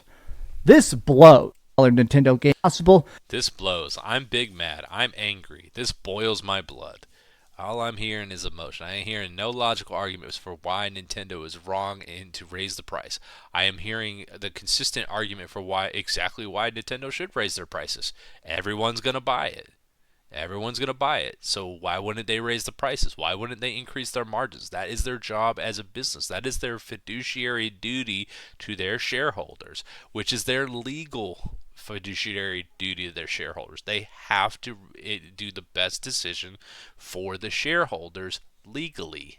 So if everybody's going to buy it, even if you raise the price by $20 per game, why wouldn't you just raise the price by $20 per game and give your shareholders more value? That's the best decision. Gaming was never like a free hobby. It's always been a hobby more expensive than, just being a gym bro or being into rock climbing or whatever. But this to me feels like we're really getting to a point where there are people that are going to stop gaming because they legitimately can't afford it. And that to me blows. Tell me your thoughts in the comments down below. And if you enjoyed this video, be sure to give it a like and subscribe if you haven't already. And please keep dreaming. I wanted to put a little final note here. What if we start to see different price disparity more on consoles? Currently, if you're buying stuff on PC, typically there is a cheaper price on PC. That's 100%. That's well known. So a lot of times games will be $50 on PC or $60 if they're $70 on console. I wonder if we're going to start to see where games are cheaper on the PlayStation 5 or the Xbox, or if Nintendo starts releasing the most expensive version of games. If that happens, bro, the console war is about to shift in the most toxic, crappy way possible. But, man. See, he says the console war will shift in the crappy ways possible. I think that if it creates higher amounts of competition between the main producers, because right now there's not a lot of game producers when it comes to like the large console developers, and the PC market is pretty much the biggest competitor to these consoles in the market, because the PC, you can build as many PCs as you can find parts for. Consoles are all static parts, and they all have static functions and static levels of quality.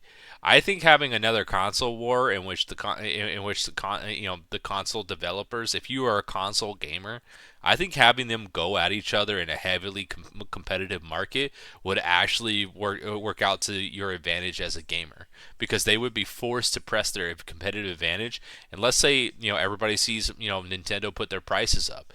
Well, if you think that you can sell your games just for $5 less, you'd be surprised how many more units you're going to push than Nintendo and take up their market share. I think that would be a benefit to consumers overall. But no one's really looking at it like that. I do not want to pay $90 for Metroid Prime 4. I'm saying that right now. Thanks so much for watching that video. Well, then don't pay that price for Metroid Prime 4. All right, let's go on to the next one, another 8-minute video here. What's up, guys? Today I'm going to be talking about the Switch 2 release. Now, listen, it's slowly and surely starting to feel like gaming is going to become more of an elitist luxury experience. It's already an elitist luxury experience. Entertainment with video games is a high dollar value. If you lived in Africa or if you lived in the Himalayas, you don't have the dollar, nor do you have the survival needs met on an average everyday basis in which you could afford the luxury to play a video game. So let's get that out of the way. Nintendo is a luxury product. You don't need it. It's not a survival need. And only really like developed nations or nations with a developed middle class of some sort are able to buy and play video games. It is an elitist and luxury product already. That's what it feels like. And when I mean by experience, I don't mean in gameplay. No, because the gaming industry hasn't been innovative for quite some time. I mean in pricing, okay? Hasn't been innovative in quite some time. Okay, so NES to SNES. Okay, so this is a 6-year jump.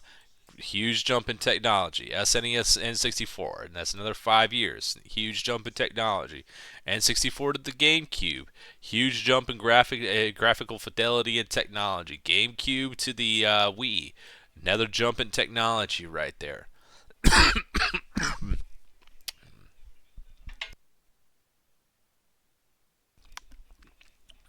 So what we have here is every about 5 or 6 years, the industry increases the quality of the technology.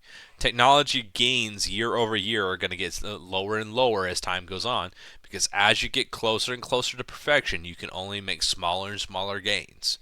But for 40 years consistently, from 1985 until now, Nintendo has been making large jumps in technology with each of its releases for its new systems. Just let's put that in perspective there. It's not that, when people say a long time, these days they're talking about 2 or 3 years. That is not a long time in marketing terms, nor is it a long time in relative terms to the life of Nintendo as a company. It's getting to the point where only the rich of the rich of the richest will be able to play video games. I guess only the rich of the richest of the richest can play video games at this point. Only the top 1% of people in the world, like I said, developed countries with developed upper and middle classes, the top 1% of earners, in the world, are already the only ones who buy video games anyway. So let's just put that out there, perspective-wise. Yes, the rest of us are gonna, I guess go back outside and play basketball and football and do regular stuff. But when it comes to like consoles and handhelds, that's gonna be for like the rich elitists, similar to like a Bugatti or something like that. Yeah, comparing a Nintendo to a Bugatti, two completely different price points right there. I mean, let's go look at the low-end Bugattis today, okay? I know he's doing it for hyperbole, but let's go look at the price point on a Bugatti, okay? So price point on a Bugatti is $3 million. So you're telling me that, Nintendo handhelds, which have only gone up by, which only have doubled in their price in 40 years, is similar to a Bugatti, which is, on average, 100, I think that's 100 times the price of an average vehicle. Is that correct? So let me do that. So the average vehicle, let's just say, is about, $30,000 per year now. So 30,000. Yeah, 100 times more than the price of your average vehicle. You're telling me that Nintendo's price increase here is 100 times more than your average price for gaming? No, it's really not. Stop the cap. Stop the hyperbole. You're just being ridiculous at this point. He's out of line, but he's right. No, he's Listen, wrong. I know that there are Nintendo shills out there, and they're like, oh, it's just not even that big of a deal. You have to think about inflation, but what about my PS2 at the time? And you gotta listen. I don't want to hear none of that, bro. I don't want to hear none of that. I don't want to hear none of that. Y'all speaking too many facts, and I want to talk about my feelings here. I don't want to hear none of those facts. I don't want to hear that Nintendo was $200. I don't want to hear about Nintendo being $200 in 1996 and carrying that $200 price tag into the 2000s, and we just now broke the $400 mark 40 years later. I want to hear none about that. I don't want to hear no facts. Get that crap out of here. That's all he's saying. That's all he's saying. Because what is going to be happening is you're going to be outpricing a good chunk of the market. And how you think that's going to impact the game companies? Well, they're already, being stingy when it comes to gaming experiences. Wabbajack, welcome in. I don't know how long you've been with me, but I've gone over a lot of data here. But literally, when people are complaining about the new price of the Nintendo, I have the chart here. This is the release price of the NES. This is the release price of the SNES. It's been, and then you go down. You go to the N64. This is the release price of the N64. Notice that they're all the same price. They're 10 years apart and they're the same price. Video game markets have been stagnant for about 30 years when it comes to pricing, and everybody's complaining because the prices went out. You're all cool. You're all cool. I know it's really small. Let me see if I can zoom in a little bit. There you go. So right here. So from 1985, original NES, to 1996, release of the N64, console release prices $200. We go up to the GameCube. 5 more years later, release price of the GameCube still $199 on release day.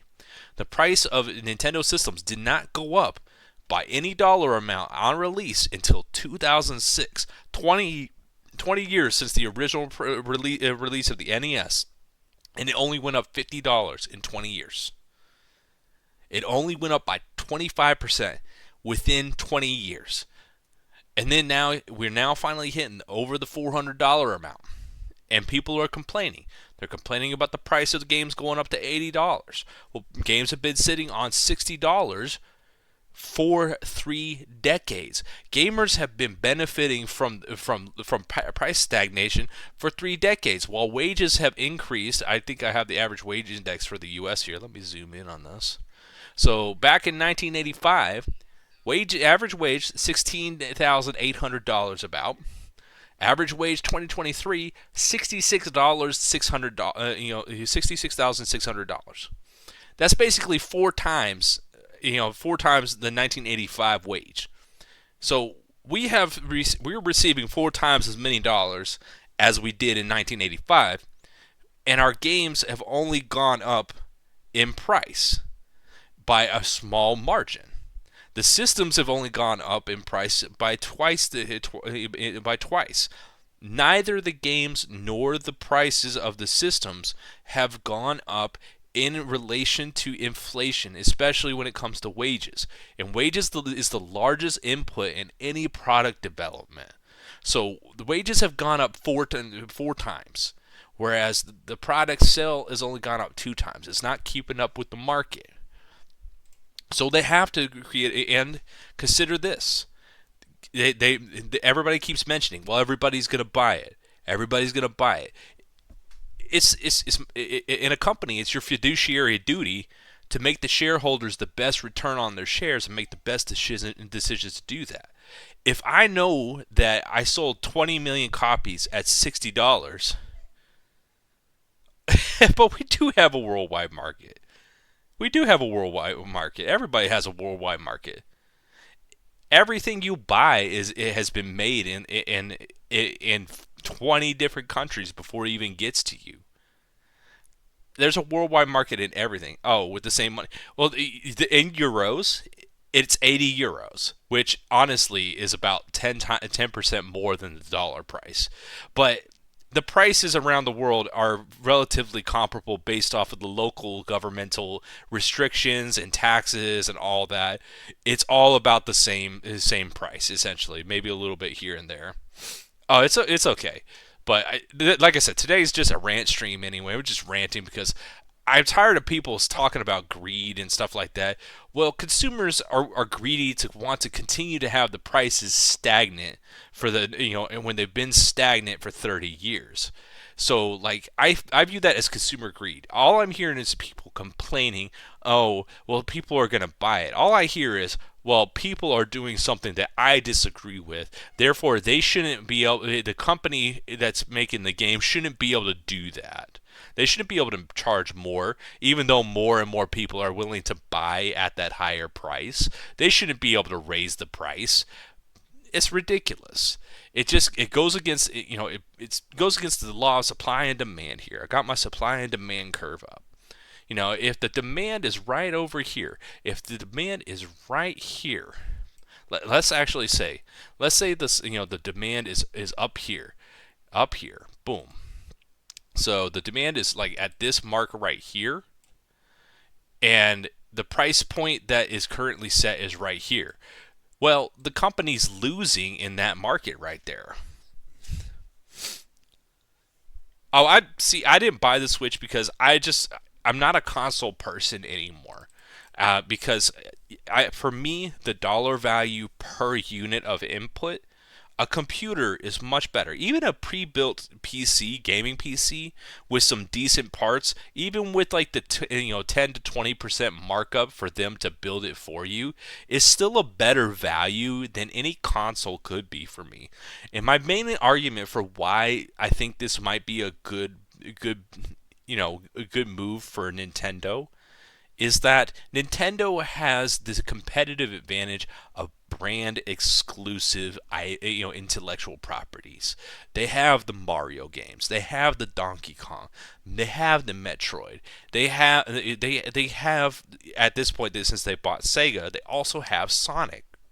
They have all of these nostalgia driven, high demand brand IPs that they can sell.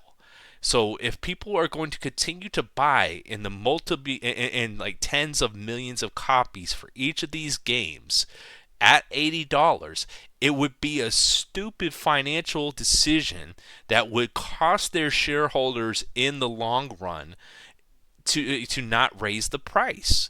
And I understand that everybody's going to have to pay a little bit more, and I know that tariffs are going to make life a little bit harder, but Nintendo probably has data showing that there's enough market demand. And me as an individual, I'm not going to tell individual consumers that they can't engage in an involuntary contract, which is what it is, with Nintendo at the price of $80 for Mario Kart, if they think that Mario Kart gives $80 or more in value to them. A lot of people get mad and they say it's corporate greed. Well, the consumer is greedy as well. They're either greedy for a product, greedy for an experience, or greedy for the lowest cost. They can do what they want. The consumer is not required, and in this case, it's not like food or water. That's not, people aren't complaining about, oh, Nintendo has cornered the water market and is now becoming Immortan Joe, and they only turn the water on for 2 seconds a day and say, don't become addicted to water, my friends. No, it's not like a survival product. It's a luxury product. No, it may not be a Rolex, but it is a luxury product. You don't require it to live. Oh, I do have high quality H2O right here as well. And that's basically what I've been ranting about this entire 2 hours here. And I've got like 4 guys, and I got into an argument with somebody in Discord, which is always a smart idea, arguing with people on the internet. People are extremely smart like that.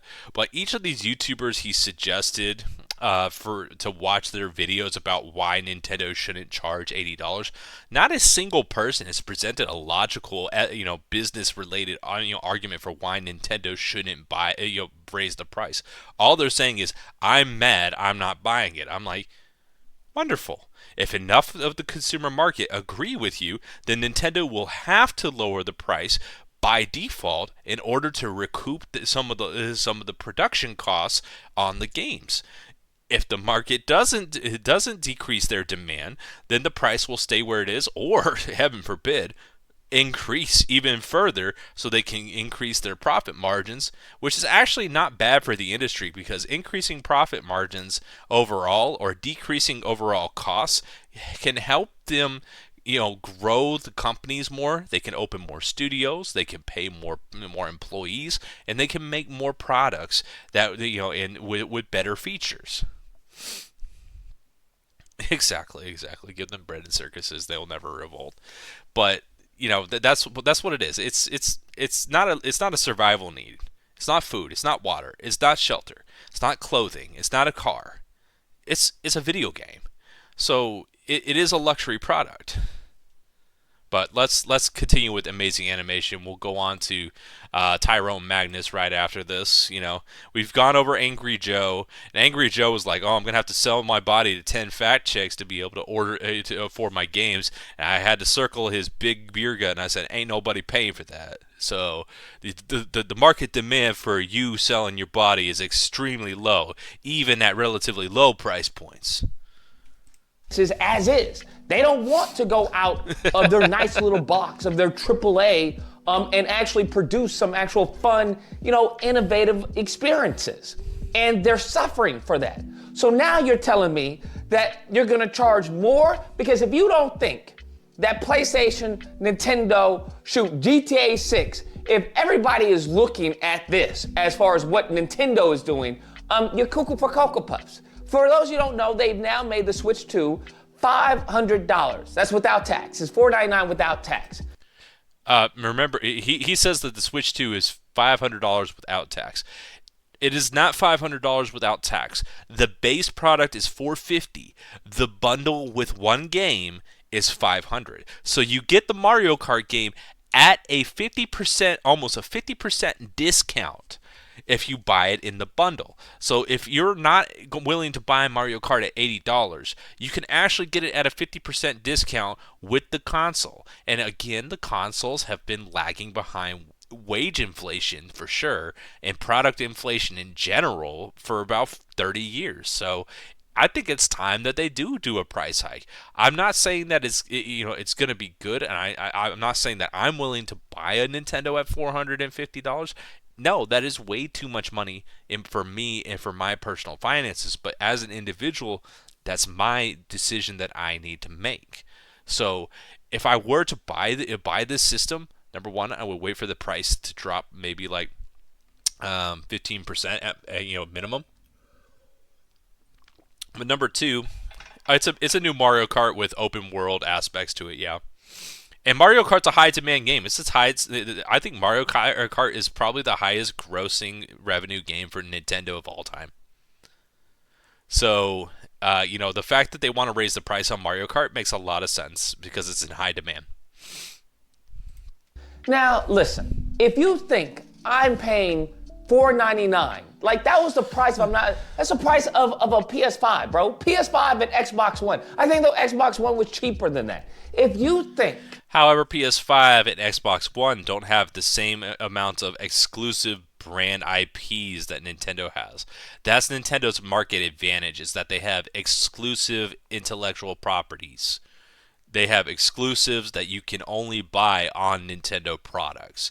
Whereas PlayStation and Xbox, almost every game on PlayStation and Xbox these days, I can buy on PC.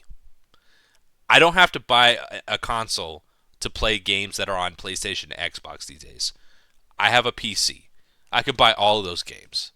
So Nintendo pricing itself at the same level as a PlayStation or an Xbox might actually work because they have a lot of exclusive games that are only coming out for Nintendo.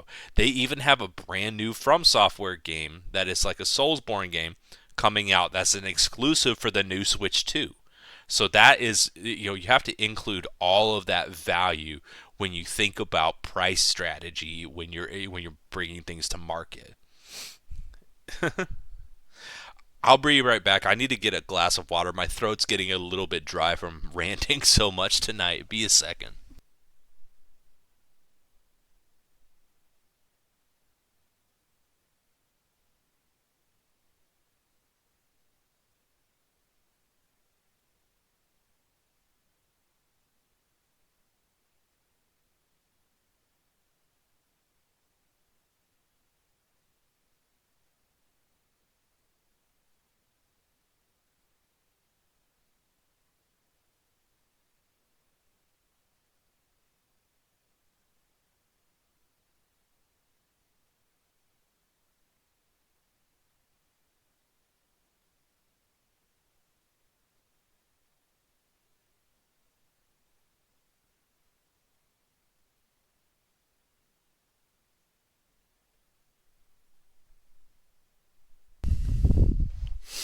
Ralph Waldo Emerson.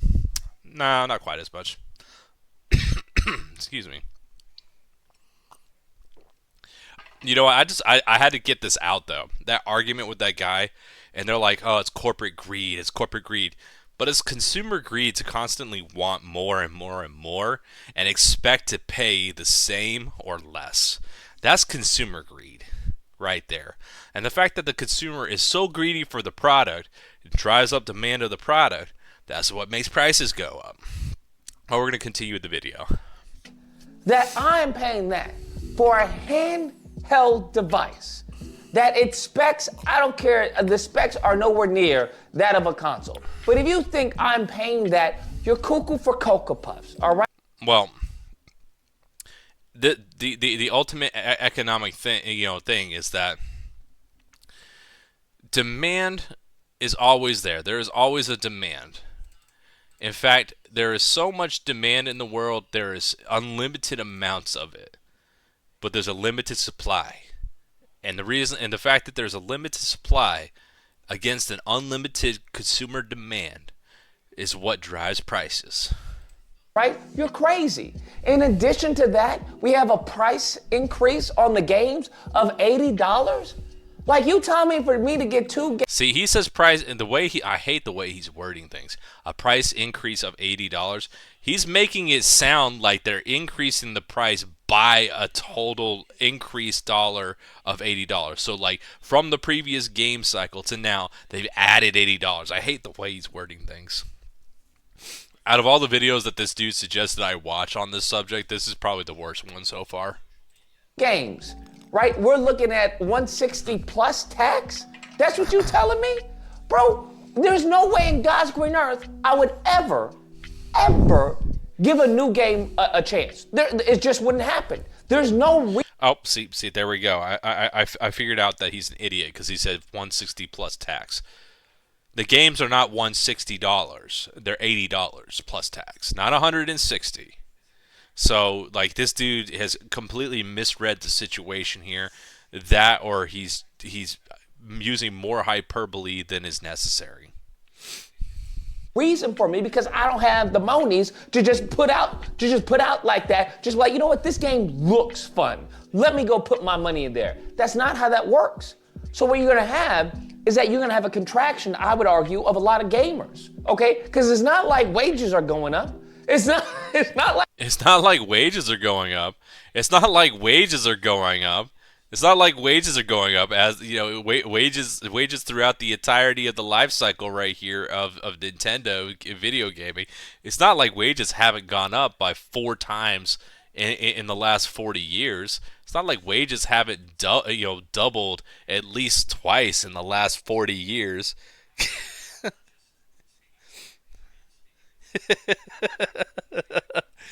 It's not like wages don't go up consistently in every developed nation with a middle class and a growing economy every single year. It's not like wage. Oh, God.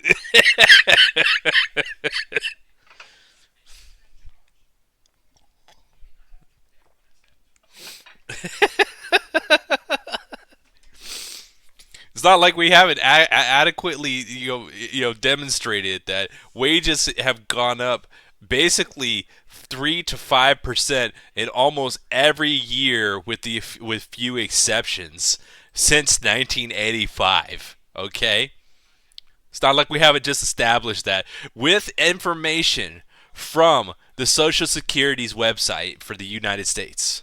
So yeah, this is the United States specifically, but this is a dude that lives in the United States. So, like, yeah, 39-year period right here, pretty much. And wages have gone up about, on average, 3 to 5% every single year. Not like wages are going up. And if you think about it in terms of 3 to 5%, that's 3 to 5% from the previous year. Not overall. Because, like, the percentage from here, 16,000 to 66,000, that's like 300 additional percent. Okay? Not like wages haven't gone up. Oh, this dude, like I said, worst take ever so far. This dude he seems to have a very, very underdeveloped understanding of how things, what the history of the last 30 years is in economics, specifically within the U.S. and also within the video game market. He hasn't done any research. He's just big mad that prices are going up. Like we all of a sudden we're making millions and millions of dollars, or we're making hundreds and thousands of dollars. That's not what's happening. So what's going to happen is, as I said, the amount of people who play this, in addition to parents who get them these games. Bro, If I had a kid, I'm not spending $500 for you to play a Donkey Kong on your little handheld. That's not happening, bro. That's not happening. So the people who are going to be playing this are usually single dudes and women with no family. That's what's going to happen. That's not necessarily true, because you'll find that most of the family households these days have two incomes, and people with children, although they have to split their income, the people with children are much more likely to buy some sort of entertainment product because they have children. So it's really not going to cut down to just the single gamer. The families are still going to buy it. It's just going to be that it's going to be a slightly bigger decision for them, unless they, like I said, unless, wages continue to increase at the rate that they've been increasing going forward. But I know that the announcement of the tariffs, exactly, you have two Switches because you have two kids, and you decide, and that's the decision that you made when you decided to make that purchase. You said, hey, what is the value that I'm going to get out of this Switch based versus what I'm willing to spend for that kind of value. You could have bought them a PS5. You could have bought them an Xbox. You could have bought them you could have bought them a gaming PC. But instead, you found that the value that Nintendo offered was enough to pay for the two Switches. What happened? They just single people. All right, no kids, no responsibility. I think that this dude right here is confusing the rest of the market with his own individual circumstances. They just going to get these consoles. Now, if that's the audience that they're going for, then so be it. But even still with that, that is essentially the argument a lot of people make about a lot of products. I work in the hospitality industry, and our particular brand of hotel offers offers 2 free meals a day, and the evening meal includes free alcoholic beverages. And people still complain about the product that we offer them. They complain that we don't have this, or we don't have that, or we don't have the particular liquor that they like to drink with our free alcohol offerings, or that we don't offer bacon in the morning at breakfast. Consumers literally want everything given to them for free, ideally in their mind, and they want it catered to their tastes, but they also want it for free. Whereas ideally, the producer of the product, they would want to sell you nothing for an unlimited amount of dollars. Yeah. Like I said, it's wild the amount of people who crash out over pillows, okay? There are single people out there that don't have the money or the disposable income to... I hate that he keeps saying money. It's not money, it's money. It's money. You don't have to say it in a stupid way to make yourself stand out. Single people who don't have the disposable income to buy something should not be spending on luxuries if they cannot afford their survival items. Okay, luxuries should only be bought after all survival needs are taken care of. Entertainment is not commensurate with survival. So if we don't have, you have fun at your hotel there. I hear they're very efficient down in that area. To get something like that, to experience something like this. Now, all in all, people will be like, well, it is what it is. Those who can get it will get it. I hear you, but I thought the goal was for all of us to experience game. All right, the goal is for all of us to experience. Not all of us are going to be able to experience things. I am never going to be able to experience watching Black Sabbath play live in 1974 because I'm not going to be able to experience it. It's not something that I can afford. I can't afford the time travel to go back in time and watch and see Black Sabbath live 1974. Okay? No, there's no market in the world in which everybody is going to be able to experience the items within those markets. Unlimited demand, we only have a limited supply of everything. Right? Those that want to experience it can experience it. And I think when it comes to price hikes like this, when you have $80 for digital, they are so invested on us not owning our games. They are like heavily invested on us not owning nothing, bro. You didn't own the game from the get-go when you bought the console and the cartridge either. technically you were only buying the license for the copy that you purchased. The fact that you could transfer that copy from system to system was an oversight of and the fact that technology had not advanced to the point in which the company could protect the IP and the license of the copy. They always own the original game and the original code and the original development. You only ever were buying a license. The fact that technology did not allow companies at that time to protect their individual products to the degree it does now is an era that has well gone by. Do I miss that era? Absolutely. I love having a library of Nintendo games, a box full of N64 games where you just pull out the drawer, you pull your game out, you put the cartridge in. That was a great era.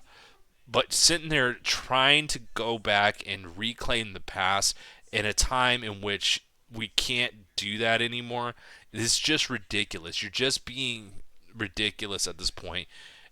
It's not that they don't want you to own anything. You own exactly what they were trying to sell you the entire time, which is the license to use the program. It's the same thing with the original Doom when it came out on DOS.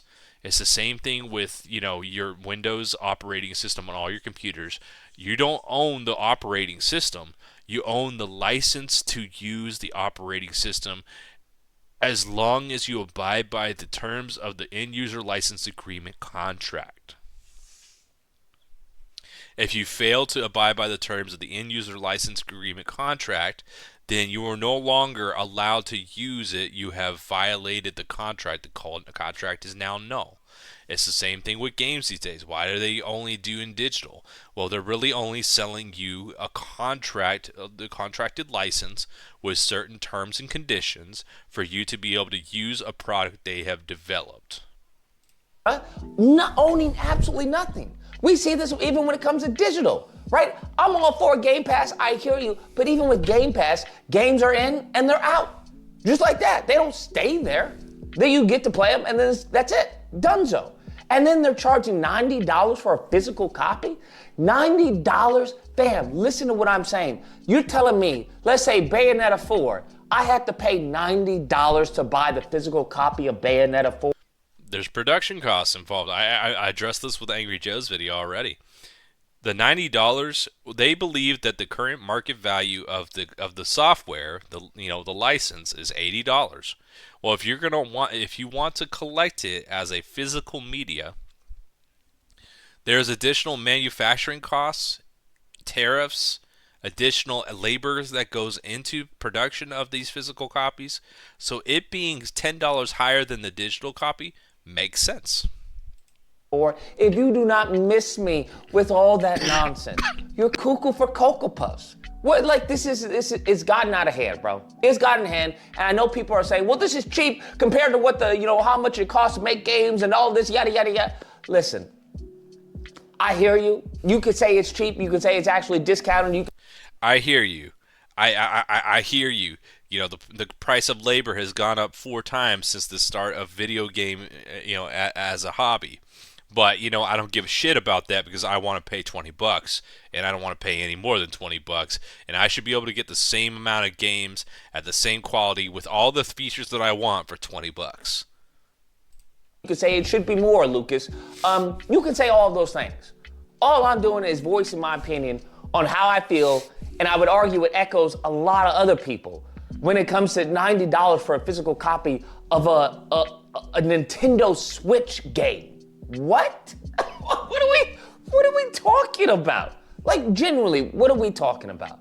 I don't know, man. I don't see myself. I wouldn't even spend that much for like a PS5 game or an Xbox game or a PC game. Like, I wouldn't spend that much as is, much less for a Nintendo Switch game. I don't know what's going on, but this seems cuckoo for Cocoa Puffs for me. That's what it seems. And it seems if that's the route they want to go, then so be it. If you go that route and everyone else follows, that's fine. Because as a consumer, all right, so be it. So that means I only get to play, maybe one game, once a month or something like that. It seems like that, because I'm not spending like, $200, $300, $500 on a bunch of games. I remember this. I'll only buy a game once a month. Angry Joe was talking about buying about 3 games a month. So 3 games at the current price point, which is $60, is $180 per month that you're spending on video games times 12 months. That's $2,000 a year you're spending on video games. That's 36 games a year.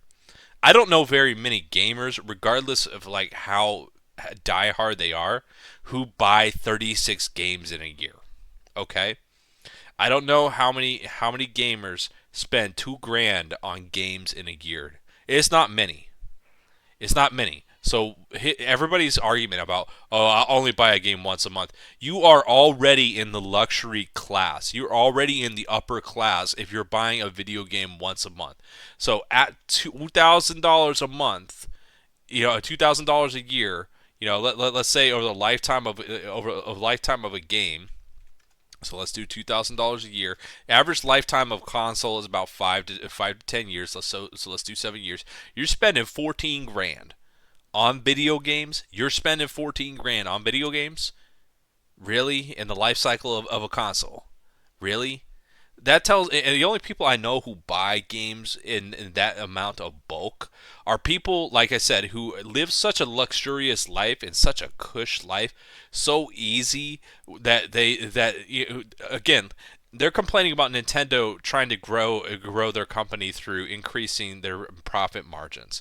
They think that Nintendo is the enemy here, whereas Nintendo as a company has allowed people to have an entire economy in which they are paid to make videos on the internet about Nintendo products and to be able to play Nintendo games and drive up and basically give Nintendo free marketing and do reviews and critiques. There's this whole economy that's been built for jobs that don't produce anything of any material value. Nintendo produces the material value in the product. These folks in the economy, they get paid. There's a lot of money in this industry when it comes to like news and stuff like that. But that's not a material product that provides an actual direct value or benefit to anyone. So I want these guys, these YouTubers that are complaining about this, y'all think Nintendo is super greedy. You should be happy that Nintendo wants to make more and more profits, because that means that there is more and more games, more and more studios producing for Nintendo going forward, so you can continue to have content, so you can continue to have your little non-job economy over here, where you don't actually have to go to an office or go to a building and do a job every day. You can just sit at home, make a video, and make money and pay your bills. Like I said, I would love to be able to live their lives. I would love to be able to sit here and play video games all day. I would be okay with paying an additional amount of money for as long as it's continued to pay my bills, and the increased cost for me to do my little YouTube/streaming job, the increased cost was not by so much that it cuts overly into my profit margins. I would love to live that life.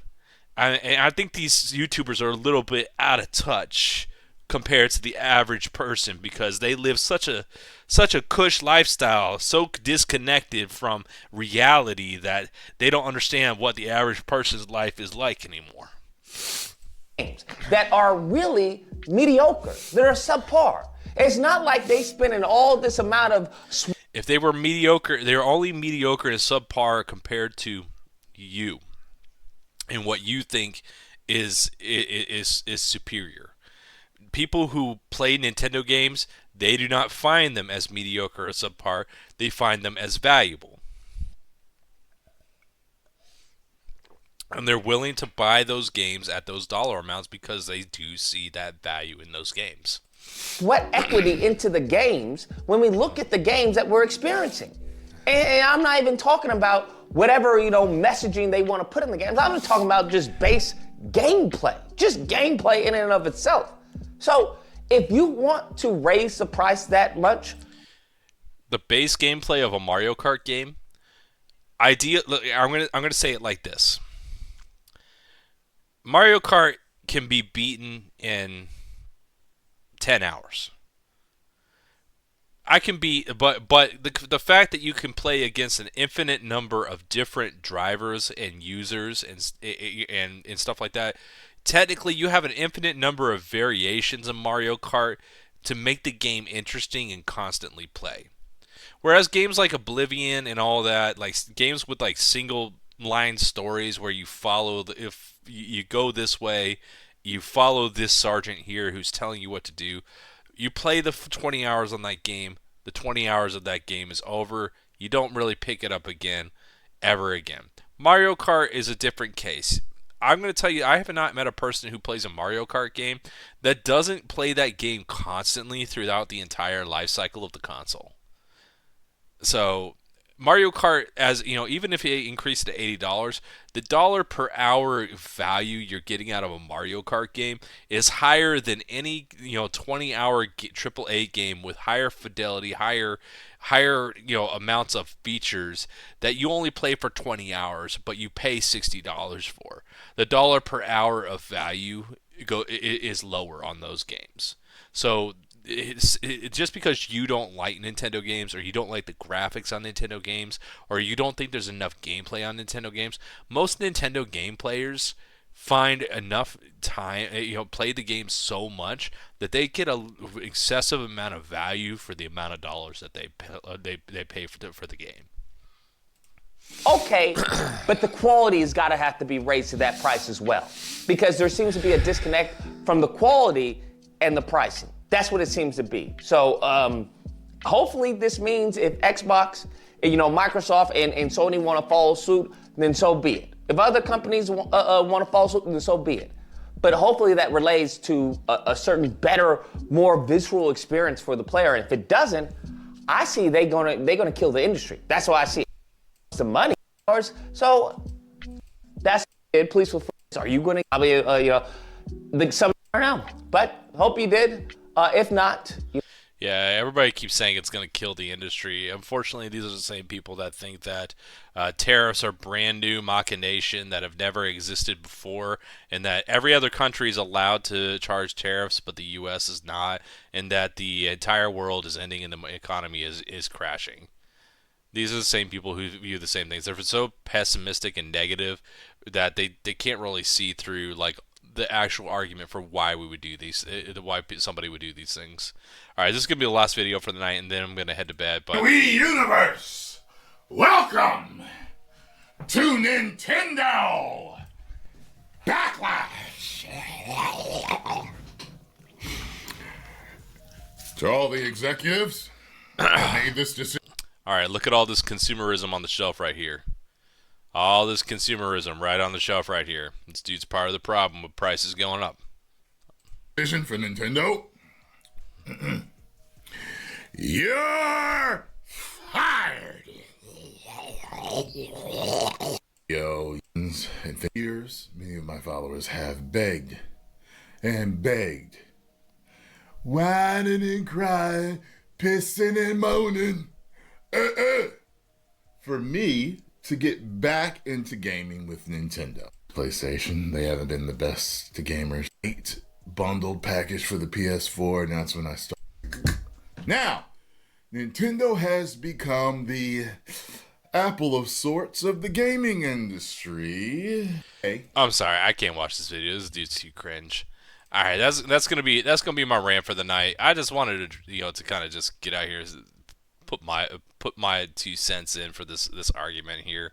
I think it's a bit ridiculous overall. People just freaking out. Like, I think everybody just needs to chill the fuck out. And, if you don't like it, don't buy it. Make sure, be part, like, don't demand change. Be the change that you want to see. If you want to see prices go down, don't buy it at a price that's higher than you think is the value for it. If you think it doesn't have that value, wait until the price drops and buy it at the price that if commensurate with the value you think is going to be in the game. So that is my rant stream for the day. on the next stream when we get back, we'll be back to Oblivion and chilling and doing things like that.